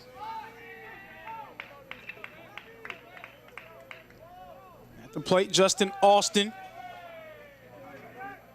Currently ahead on the count, 3-1. Grounder, the throw, it's bobbled, but it's retrieved, and it's made in time for out number 3. It's gonna retire the side. Shifting gears to the bottom of the inning. Montreat still ahead. Johnson, they're gonna try to work their way back into it. And again, we're not gonna go to break. We're gonna take a look at Brickyard Park, the championship series of the softball tournament taking place. Reinhardt versus Truett McConnell. The Bears cutter down to open the top of the 5th. One away. McConnell, that is a result they will take all day. The slow roller on the ground on the infield.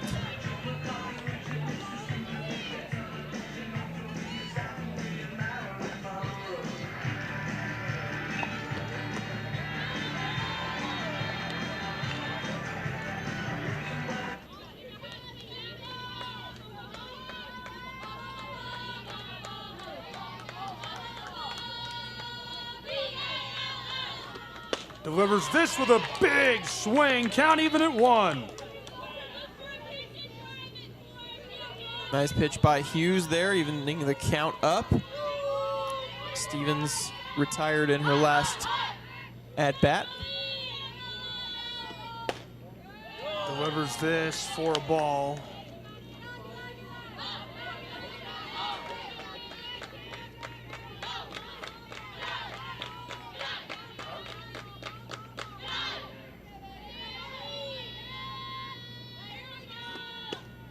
Real tight on the 2-1. What is going on? We're talking about the baseball game going on right now. Yeah. The Cavs are That's what's going on at Brickyard Park, and now we're back here live from Hunter Wright Stadium. Montreat ahead, that fills the count 5 runs to 3 against the Johnson Royals. Montreat upset-minded yet again. They have Johnson on the ropes. Johnson trying to get themselves back into the game. And the man who's done a lot of damage for them over these past 2 days, Mitchell Birdsall's back at the plate. Speaking of damage, Birdsall put some damage on that one, but it's not going to take enough of a rocket off his bat. Will be retrieved by Matthew Brunner, the Gold Glover, for out number 1. So Mitchell Birdsall will go back to the dugout after a quick out. Ethan Caldwell still working, came out of the pen for Montreat a few innings ago, and he has held it down for the Cavs. No earned runs. He has surrendered 0 hits over his 2 1/3 of an inning of work. See that infield for Montreat. They're converging, trying to be keenly aware of the bunt look that Braden Frank initially showed.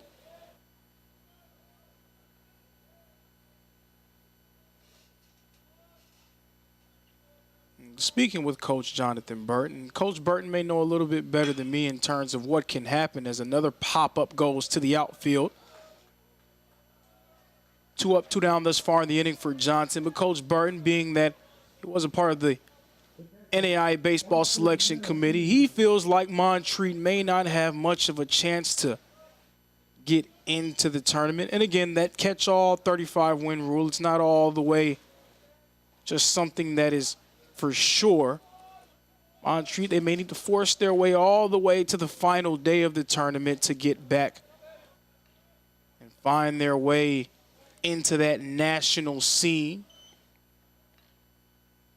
But hey, again, to get to 35 wins, one would have to be another upset of the Johnson Royals. The other would need to be an upset of Tennessee Wesleyan. And right now through 6, they seem well on their way to accomplishing goal number 1. We are 2/3 of the way through, folks. Montreat, upset-minded. Can they knock off the Johnson Royals? We're going to take a break here. Montreat ahead by 2.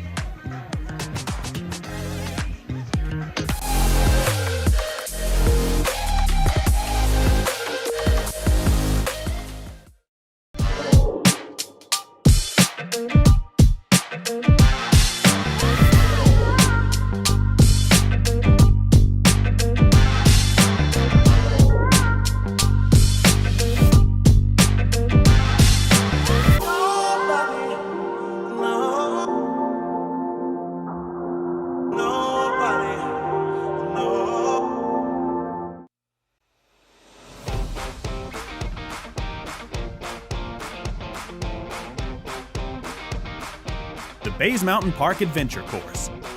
Gear up and climb the Hawk's Nest. Work together as a team to complete 4 high ropes challenges, all while suspended 40 feet in the air. Finish with a zip through the canopies on our 310-foot zip line. Our ground course features 9 exciting challenges and is perfect for large and small groups. The Bays Mountain Park Adventure Course. Thrilling fun for group events, parties, and field trips.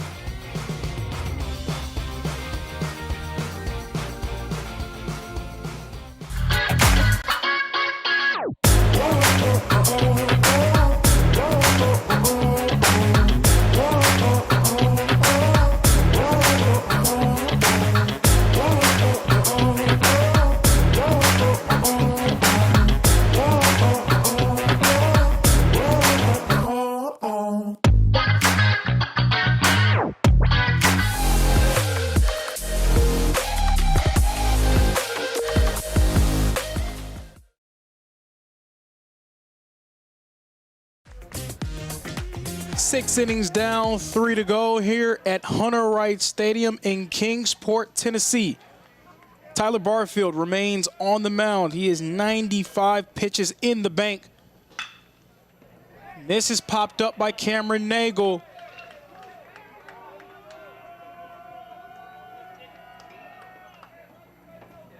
Nagel, a leadoff single. He gets on base. He's at first, moves to 2 for 3 on the day. Tyler Barfield now up to 97 pitches. We'll see how long his leash will be. There was a little bit of action in the pin from Johnson. There's going to be an infield conference featuring Johnson's coach. We'll see if Barfield's day will be done. He looks to be taking off the pitch indicator, and that will indicate that his day comes to a close. So Barfield's going to head to the dugout. Who's the new man on the mound? We'll meet him in a moment, but at this moment, we're going to take another look at what's going on at Brickyard Park in the AAC Softball Championship Series. All out in center field, thinking it was hit in front of her, but instead she takes 3 steps in and the ball goes over her head and results in a triple here with 1 out. That is a massive play in this game. What an opportunity. Truett McConnell now a chance. Prime rib on the board for the taking.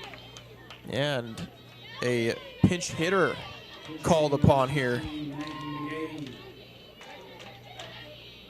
McGahee stepping up to the deck. Lets that go by.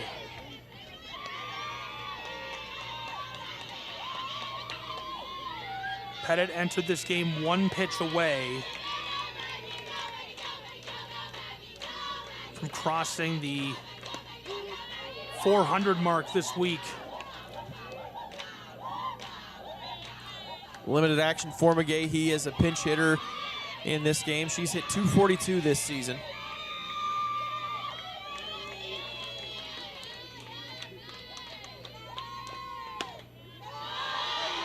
She is 8 for 33 on the season. Giving it a chance here for the runner at third base, 60 feet away. Big cut. Strike 2. Count is even with 1 away in the bottom of the 5th.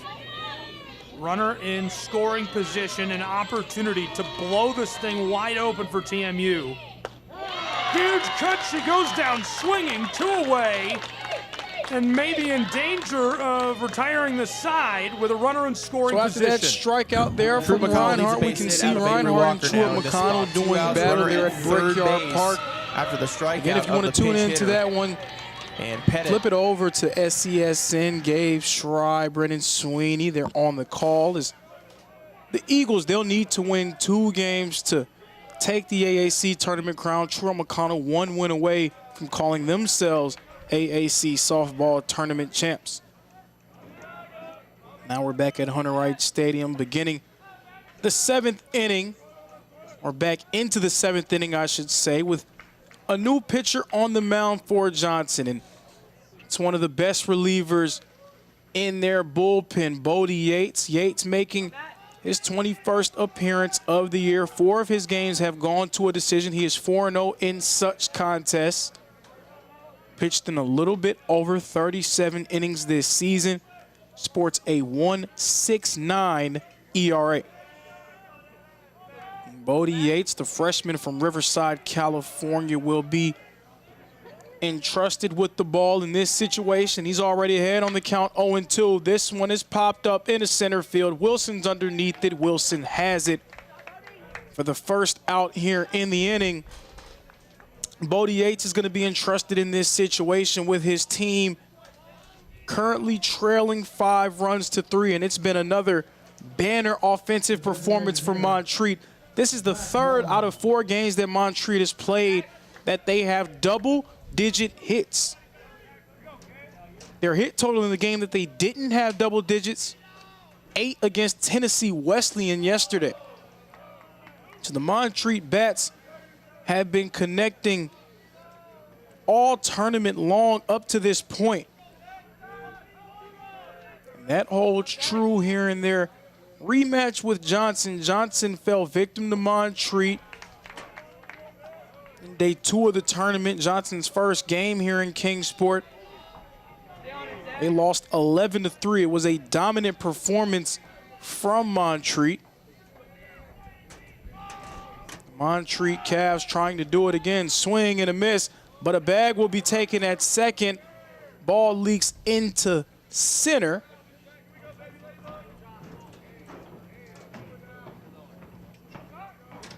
Cameron Nagel gets himself into scoring position. There's now a guy 180 feet away from home plate.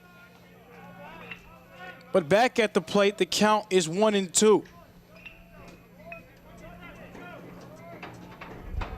Zachary Long, the powerful bat of Long, has been quiet in this game. He's 0 for 3. We have felt Zach Long's presence in every game here in Kingsport, Tennessee. He had 3 home runs in the first 2 games. He had a hit against Tennessee Wesleyan yesterday.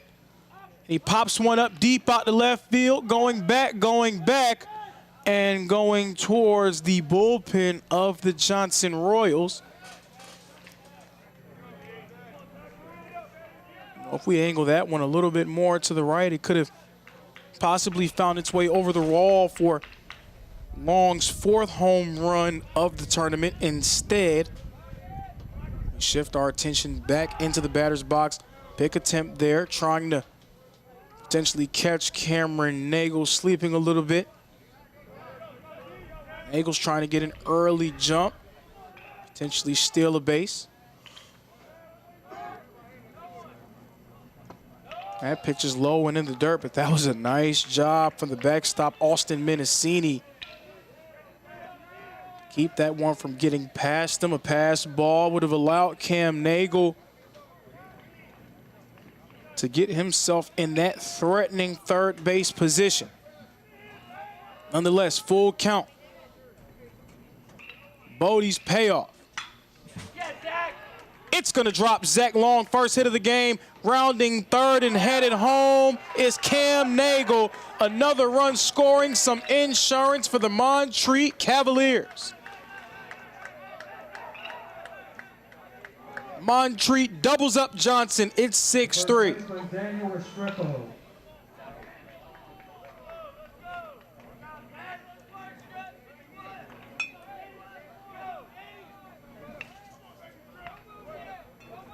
Based off of what we've seen from Zach Long over the course of this tournament here in Kingsport, Tennessee, it was only a matter of time before Long got something going here in this game. Had a hit in all 3 coming in. He was 0 for 3 at one point, but answers in a major way. Moves to 1 for 4 on the day. The all AAC selection, Daniel Restrepo. He's back at the plate for Montreat. Restrepo 2 for 3. Restrepo, a chance for a double play. 6, 4, 3 to retire the side. That's out 3. Montreat, they post a run in the top half of the inning. Johnson trying to find a way to remain in it. The Cavs are streaking. They're up to 11 hits. And we're going to keep it here again, checking in as Chua McConnell has gotten on the board in the AAC Softball Championship Series. Roper across into the deep center field and able to get under it 2 away. What a play in center. How did she catch that? Oh my, Emma Skipper is coming up huge for this Truett McConnell side here in the 6th inning. Oh my. How in the world did she catch that? I have no clue. We'll see it again here. My goodness. So Height gets great contact, and it looks like this is it. This is the hit that Reinhardt will finally drive in a run, or at least be poised to do so. Able to get a hold of that, sends Height back to the dugout, and Reinhardt 2 away with Emily Pettit at the plate and a runner stuck at first right now. Man, that's huge. She just stole second, Shirley did, on that first pitch to Emily Pettit, which was a ball low and out. So a 1-0 count to Pettit, runner in scoring position. That's the tying run out there at second base. Drop through low.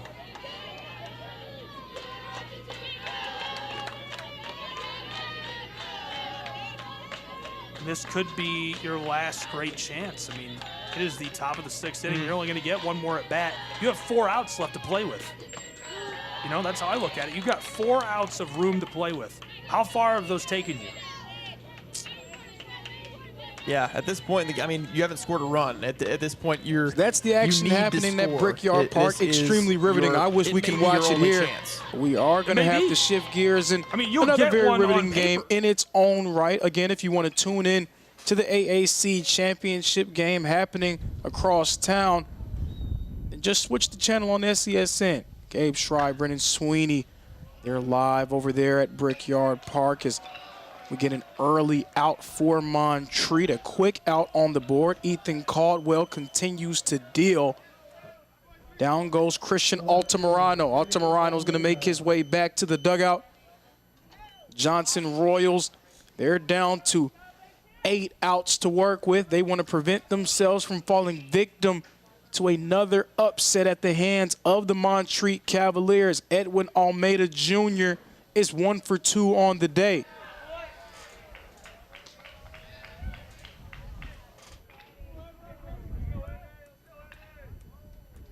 Edwin Almeida Jr. 1 for 2. Ethan Caldwell 3 consecutive shutout innings of work. Popped up by Almeida. Out to right field. Goes foul.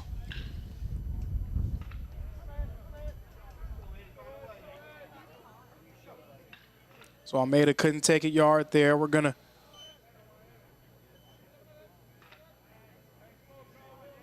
get ready to do battle back at the plate. Count is 0-2. Already 1 out in the bank for Caldwell and Montreat. Good eye there from Almeida.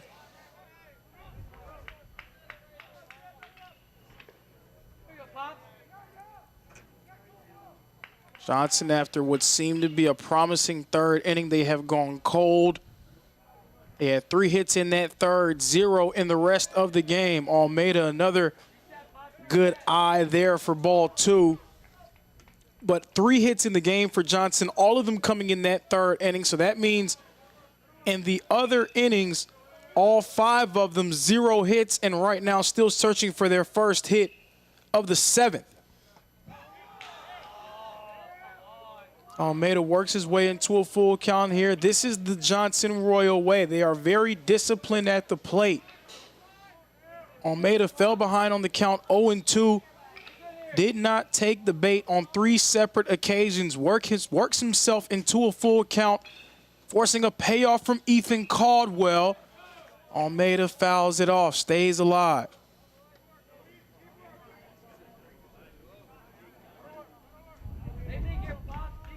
Caldwell has done everything you could have hoped for if you're a fan of the Montreat Cavs. Coming out of the pen, 3 consecutive shutout innings of work and trying to make it a 4th one here. Caldwell popped up again by Almeida. He stays alive.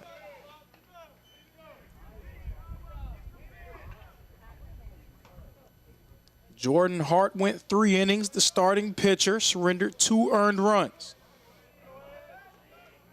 Ethan Caldwell has steadied the ship.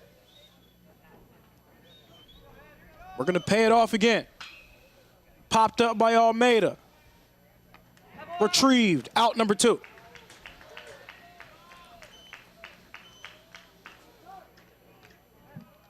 Matthew Brunner's been showing off that gold glove of his throughout this game. He does so yet again. It's now 2 outs on the board. We flip it back to the top of the order. Luke Wilson. Luke Wilson's 0 for 3 on the day. Wilson, the first team all-conference selection there in the outfield. Wilson, another player that's had a phenomenal season for Johnson. Team leader in batting average. But he's going to pop up straight into the air and into the waiting hands of the first baseman, Daniel Restrepo, out number 3. That's going to quickly retire the side. Johnson, they cannot get anything going at the plate. But speaking of getting going, Truett McConnell, they're getting going against Reinhardt. It's now 2-0 in the AAC Softball Championship. Indeed. Statistically speaking, they have scored 24 runs in 3 games. You know, they went from comeback team to control overnight through those 3 games, and then they come up against Truett McConnell, and it's like car meet brick wall. Yeah, that's exactly what I feel like it is. I mean, there has been no sign to me in this game that Reinhardt is going to score a run in this game. Yeah, it's going to take an old-fashioned, you know, think about how they've exploded for runs. It's going to have to look like that. Yeah, it is going to have to look like that. They're going to score 6 or 0. It's gonna take Hughes coming out of her herself a little bit in that last inning, who has been extremely steady in this game in the circle for Truett McConnell. It's going to take her coming out of herself and just, you know, losing the command probably a little bit and leaving pitches down the middle in that last inning. And again, Reinhardt not in the most favorable spot in their order either. They've got the 5, 6, and 7 hitters coming up to begin the next inning. That's tough. Between that and Pettit, 57 pitches of complete game against Bryan. And that's an extremely efficient game pitching for Pettit.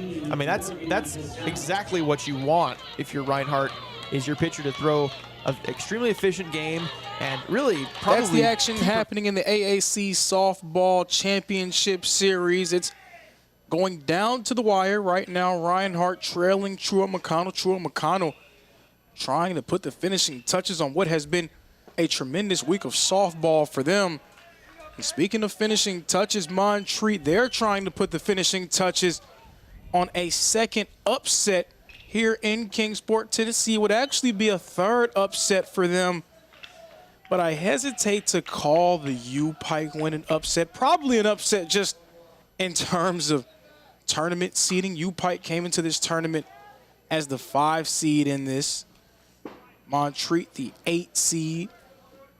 But Montreat a better overall record, and we've talked about that 4 through 9 log jam plenty of times here this week. Montreat showing that they are an absolute force here.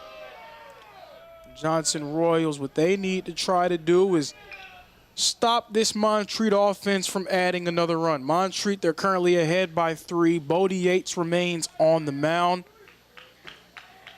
Montreat scored 1 in the 7th, a critical insurance run.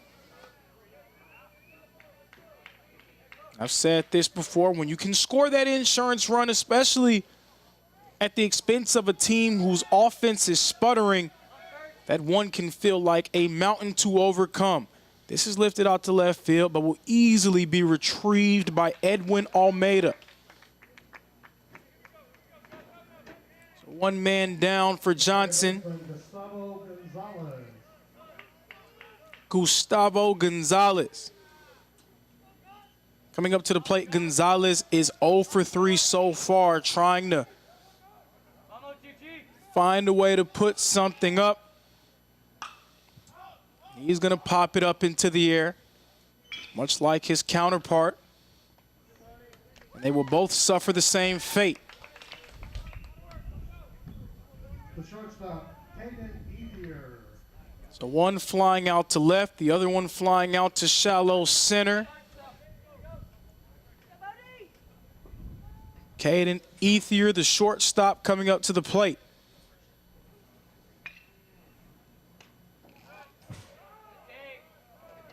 Caden Ethier, he does have 2 hits, one of those being a double. He has struck out in this game as well.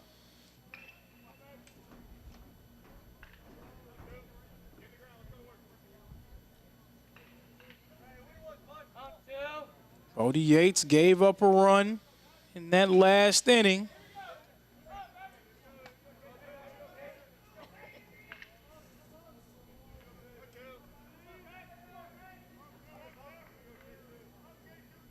Trying to get his team out of this one.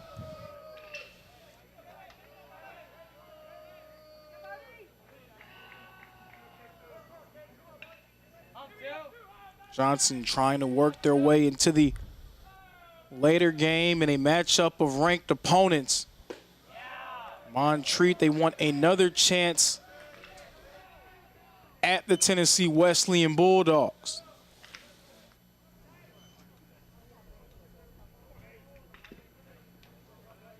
Bodie Yates walking Caden Ethier. He finds his way on base for the third time today. We're at the bottom of the batting order for Montreat. The 9-hole guy, Dawson Bryant, 0 for 3 so far today.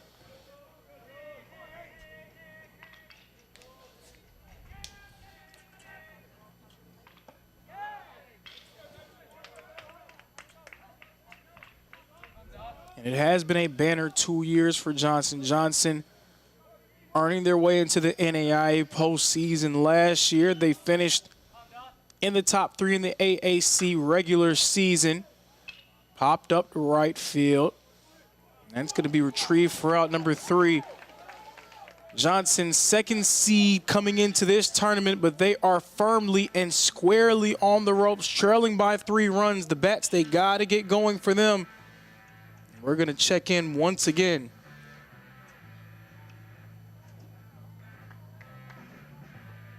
We're going to take it to break. 6-3, Montreat ahead.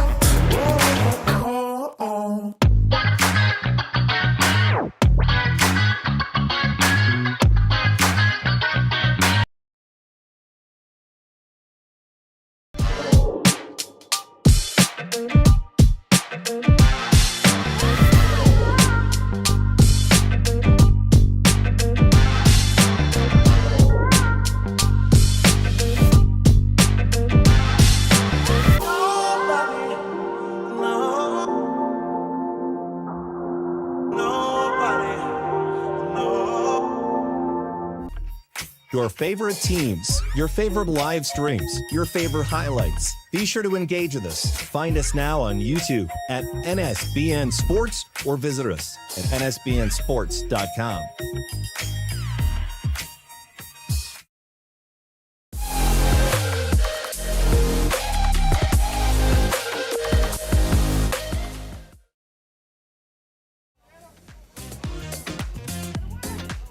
We are in the bottom of the 8th inning. The Johnson Royals trailing the Montreat Cavaliers. The score is 6 runs to 3. Johnson, they are down to their final 6 outs. We are on the verge of what would be a second upset of the Royals at the hands of the Cavs. The 6th-ranked team in the country is reeling here on day 4 of the AAC baseball tournament. Ethan Caldwell, the reliever, remains in the game for Montreat.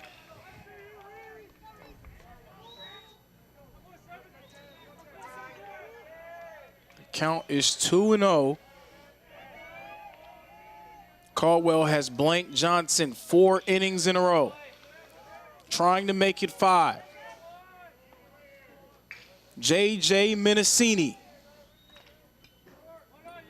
He wants to get going. Mendocini, the all-conference performer.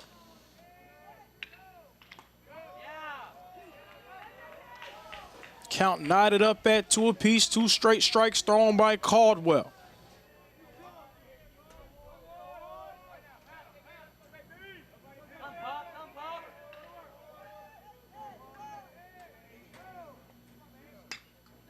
Popped up, fouled off.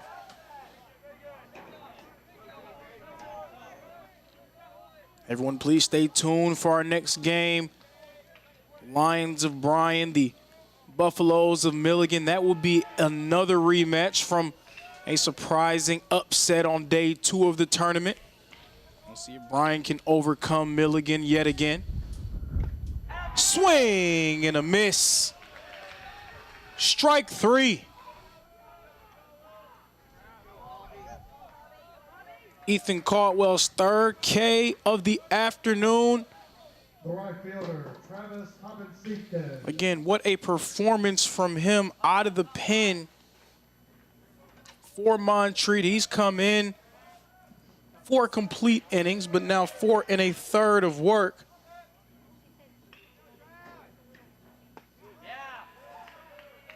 And pitch a strike from Ethan Caldwell.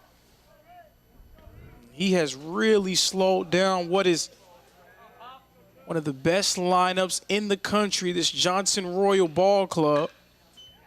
Popped up by Hobbins-Seekes in the right center field.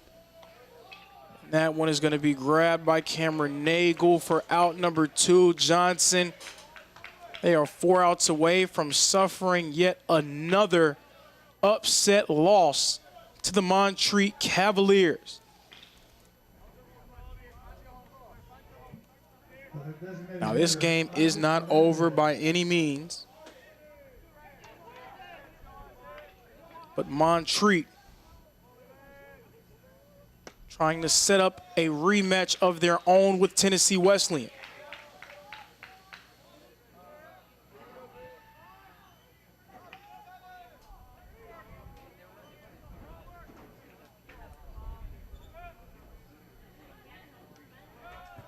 Pitch a bit low and in the dirt.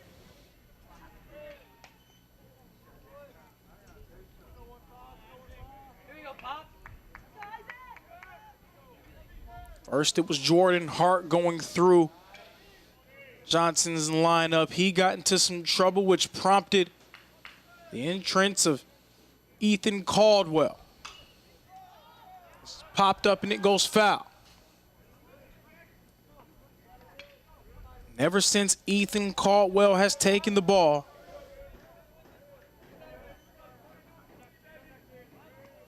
Johnson has not been able to solve the riddle. 0 hits against Caldwell through 4 2/3. And he's ahead on the count at 1-2. He has retired every batter that he's faced thus far.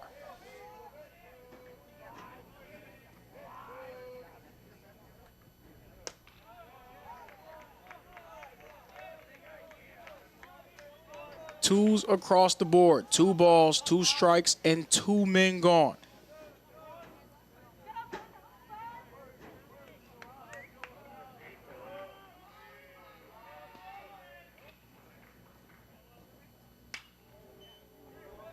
This is popped up, goes foul.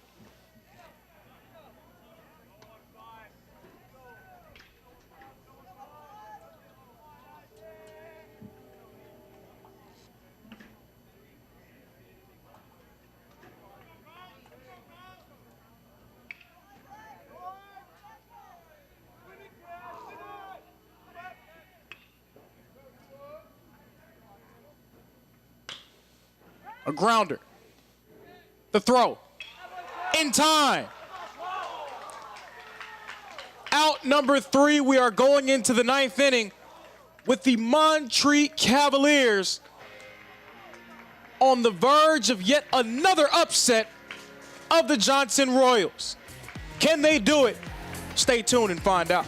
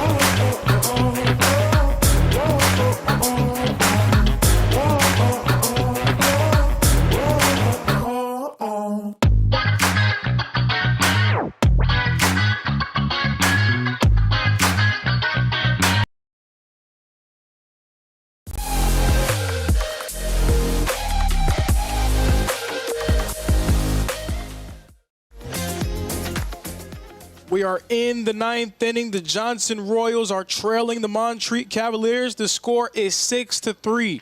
The 8th seed of our tournament, Montreat, trying to knock off the 2nd-seeded Johnson Royals. Okay, all right, so let's do this again. The 8th-seeded Montreat Cavs are trying to knock off the 2nd-seeded Johnson Royals for the 2nd time today. 2nd time this week, rather. Yeah, I might need a little bit more caffeine, folks. 6-3 Montreat. Bodie Yates remains on the mound for Johnson. This one a little chopper, but that's going to be picked up by Johnson's first baseman, Mitchell Birdsall. He steps on the bag. Montreat, they only have 2 more outs to work with if they're going to add some insurance and extend their lead.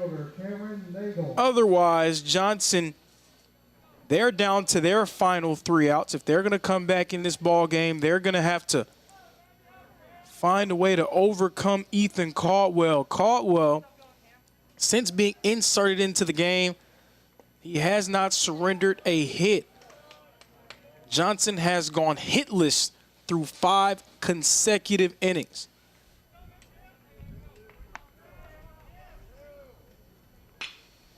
This just popped up and it sails over the head of the first baseman, the 2nd baseman, Braden Frank.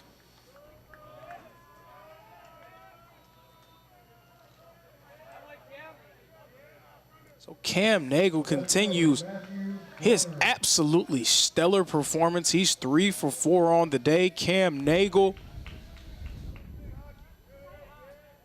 Matt Brunner, the outfielder's back at the plate. Brunner, he's also having a strong showing. He's 2 for 3.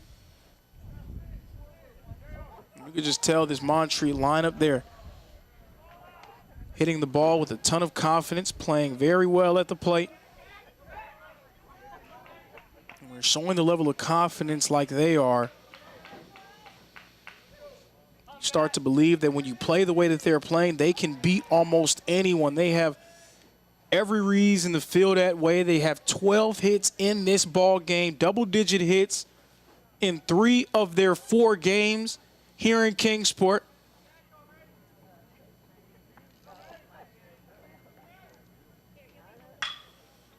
Popped up, Matthew Brunner into the outfield, going back, over the wall. It's going to be a ground rule double for Matt Brunner.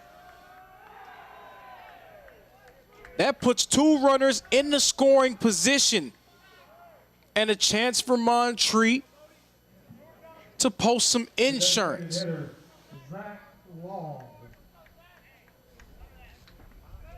There is a little bit of action out of the bullpen, so if Bodie Yates were to get in trouble, there could be a move made. We'll see.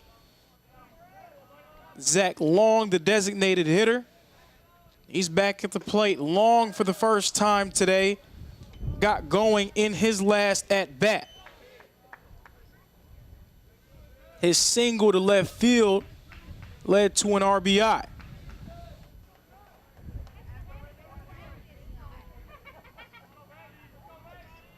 His last plate appearance, he drove in Cam Nagel. And wouldn't you know it, it's Nagel out there at 3rd again. Cam Nagel's at 3rd. Matt Brunner is at 2nd. 2 men in scoring position. Zach Long has had a great week of baseball here at the AAC tournament.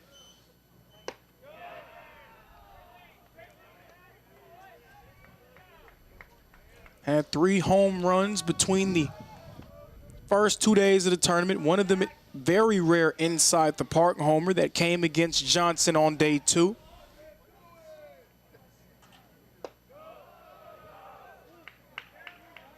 Watches that when it goes for ball number 3.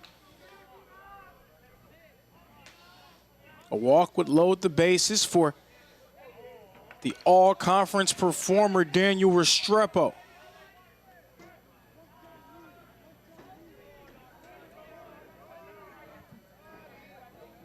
First baseman. So they are going to go ahead and walk Zach Long.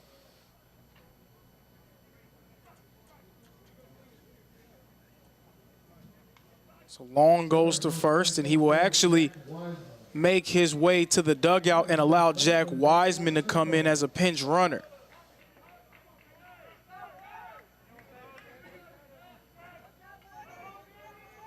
So Wiseman is in as a pinch runner after Zach Long was intentionally walked. Bases loaded jam for Bodie Yates.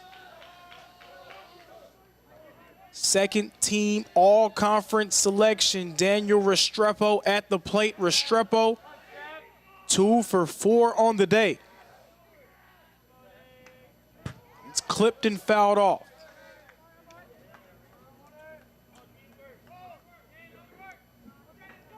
So the decision made by Johnson to go ahead and allow Zach Long to take that bag at first. That's a recognition of what Zach Long has been doing over the course of this week.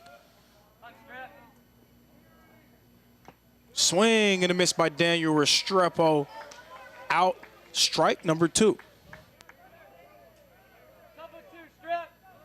Restrepo 2 for 4 so far. A base hit brings at least 1 and likely 2 for Montreat. Swing and a miss for strike number 3. Such a critical strikeout for Bodie Yates with the bases loaded. His first K of the outing. The third baseman, Hunter Purchase. Down goes Daniel Restrepo. Up to the plate now is Hunter Purchase. Purchase 1 for 4. Purchase is going to watch that one go into the zone for strike number 1. Bases still loaded for Montreat, so the scenario remains the same. A base hit likely brings in 1, probably 2.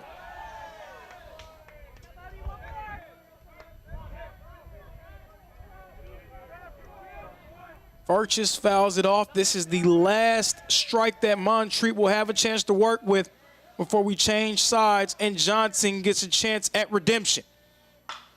Popped up in the shallow center.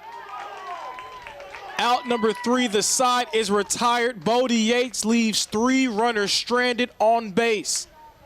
Johnson, they're down to their last 3 outs. Can they survive?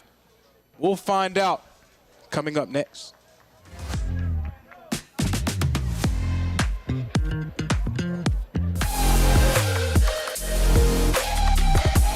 The Southeast Sports Network is now on Amazon Fire TV.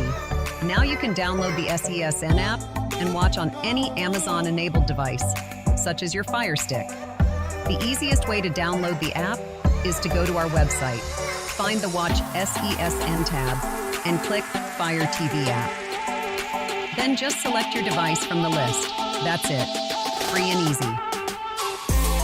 Enjoy watching the Southeast Sports Network on your Fire TV, Fire Stick, or Fire Tablet with just a few clicks.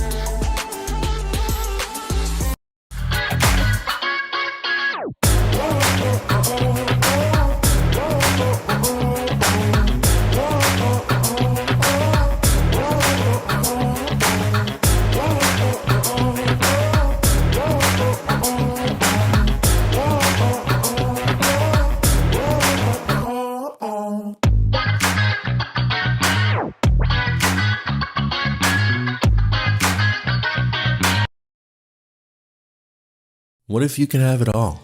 A place to call home, a great job, and a safe and welcoming community to raise your family. You can have all that and more in Kingsport, Tennessee. For the past quarter century, Kingsport has been on a mission to reinvent itself as the first professionally planned and privately financed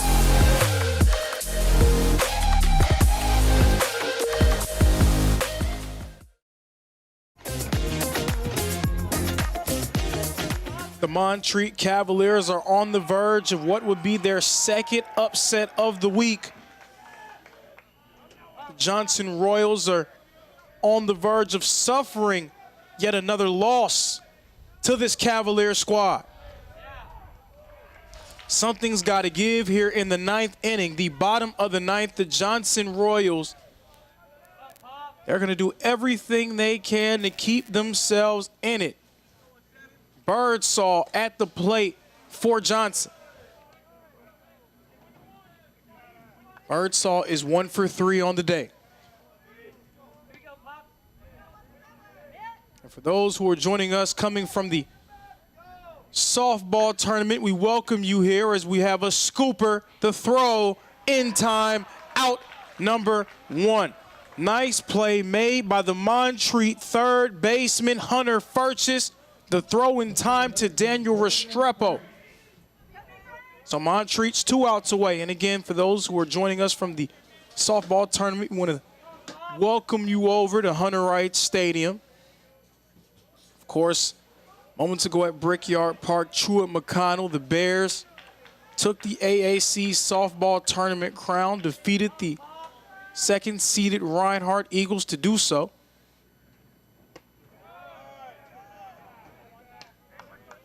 And now here in the AAC baseball tournament, Johnson on the verge of being eliminated at the hands of the Montreat Cavs. Braden Frank is 0 for 3 in this game.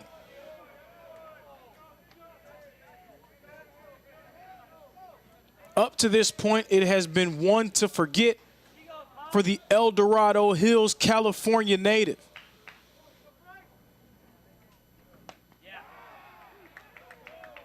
So another strike thrown. Ethan Caldwell. Caldwell with 3 Ks. He has retired each batter he's faced up to this point. Frank popping it up to right field, going back, and it is gone. Braden Frank keeping the Royals alive with a solo shot.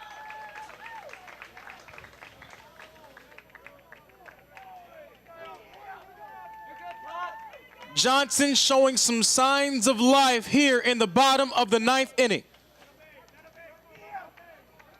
The catcher, Austin Menacini. So Ethan Caldwell went almost 5 complete innings, 5 1/3, without surrendering a hit. And the first hit he surrenders is a solo home run from Braden Frank.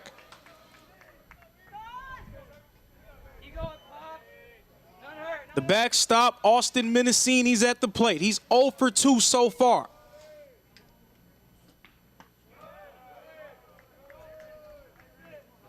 Menacini, 0 for 2.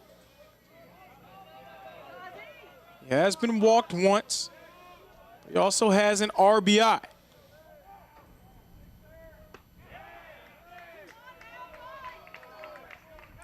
So much like the last AB, 2 strikes on the board.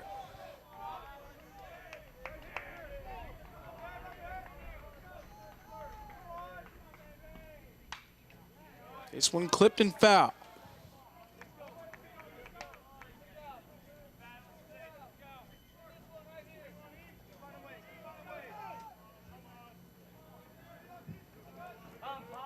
Ethan Caldwell threw 5 1/3. He's up to 63 pitches.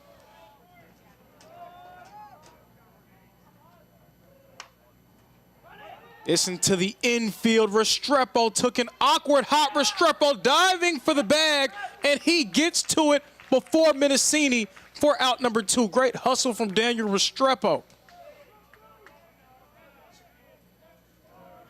2 outs on the board. The shortstop, Christian Altamirano. Christian Altamirano, the shortstop.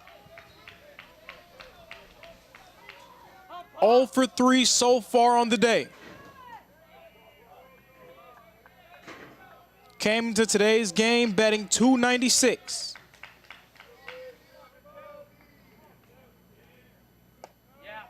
The Brea, California native.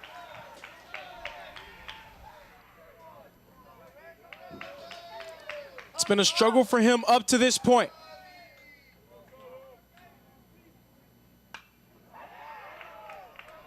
This is the 19th batter that Ethan Caldwell has faced. 17 of the previous 18, he retired. The only hit he has surrendered was that solo homer.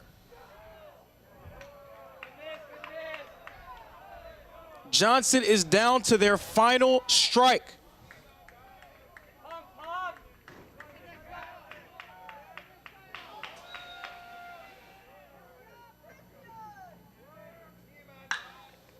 This one hits and gets through. Altamirano giving Johnson a lifeline.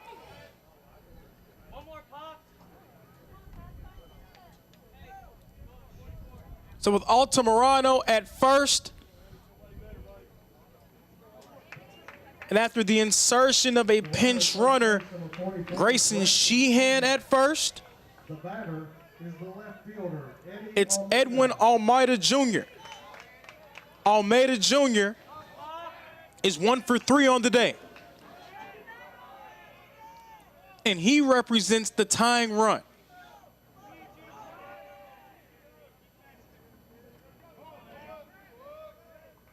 He will be the 20th batter that Caldwell has faced.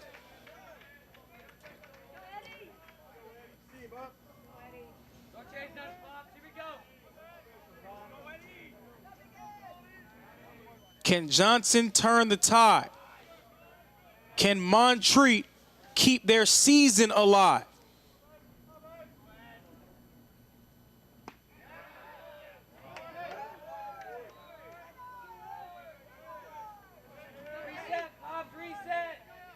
Almeida Jr. ahead on the count, 2-0. Sheehan's creeping off the bag. Caldwell paying some attention to him.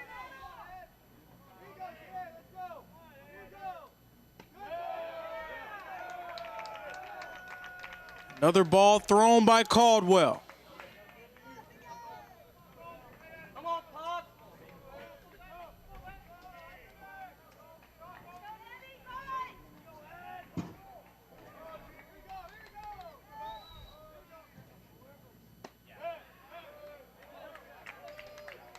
Fourth pitch, a strike from Caldwell.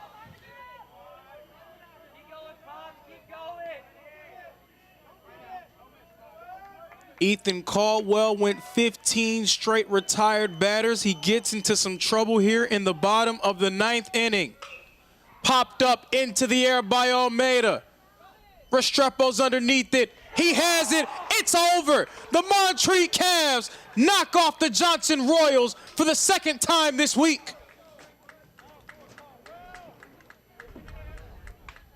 The 2nd seed in the tournament has been sent home at the hands of the 8th seeded Cavaliers.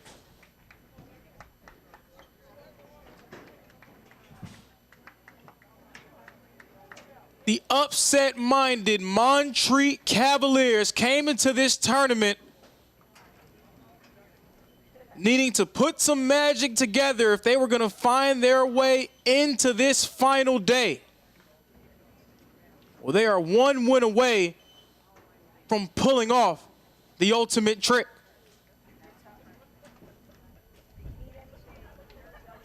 Montreat's going to take it 6-4. Johnson, they're staying. Kingsport, Tennessee comes to an end.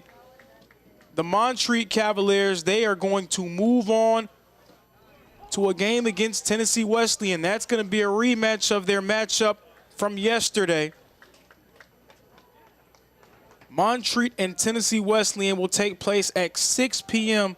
later today. It was another banner offensive performance from the Cavs. Montreat, 13 hits leading to 6 runs. The Johnson offense just not able to get going the way that they needed to. Ethan Caldwell gets inserted into the game out of the bullpen. Shut out Johnson for 5 innings in a row, surrendered 1 run off of a solo homer, and then retired the last 2 batters he needed to secure the victory for the Cavs. Thank you all for joining us. this is your last time joining us for the week, then we will see you next time. But please keep it locked here on SCSN. We will have Brian take on Milligan in a few moments. Milligan University and Bryan College. And that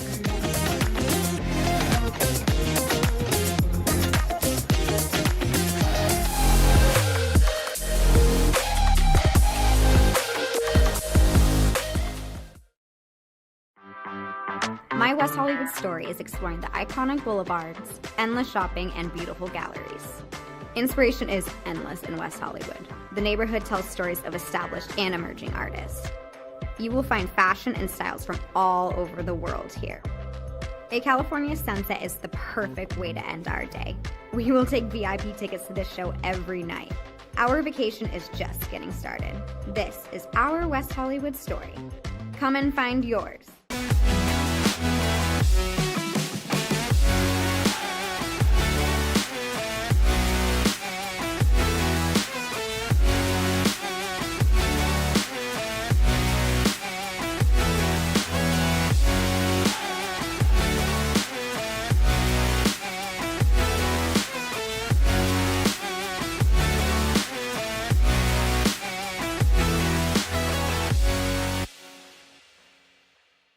LA Galaxy belongs on the best surfaces.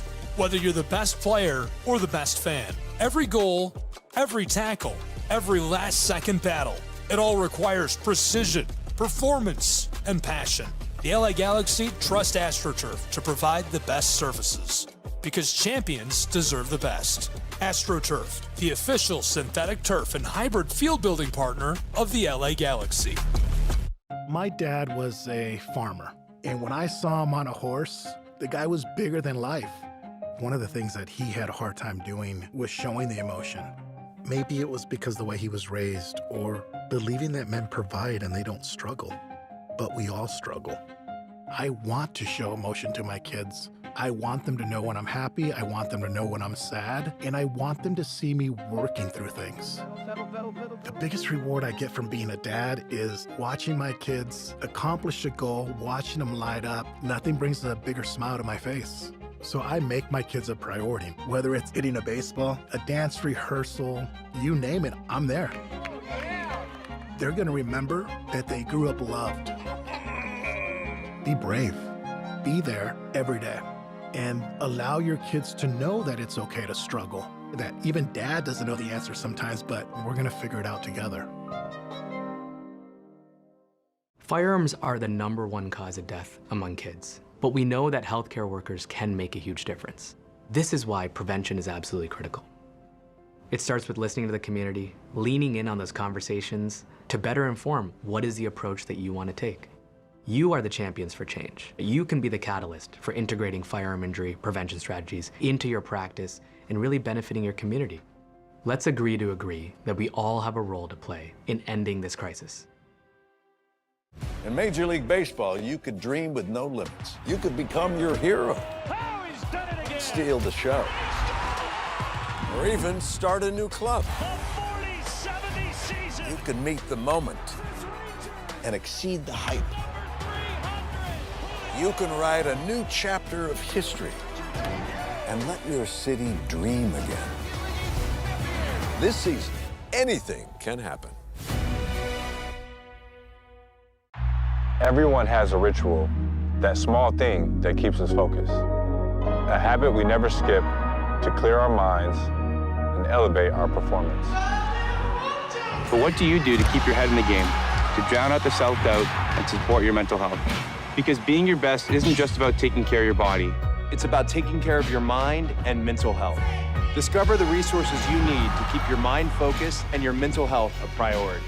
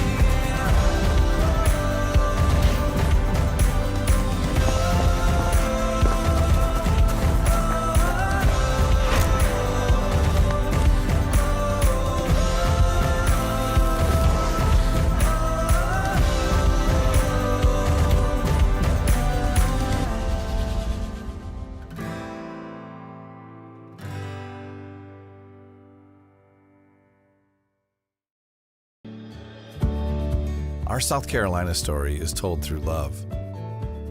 We always felt the need to take a moment for ourselves, and the ocean has always drawn us closer. Charleston was such a romantic destination, with its ancient oaks and beautiful walking paths through town. But we love hiking too, and Greenville gave us a perfect view. This is our South Carolina story. What's yours?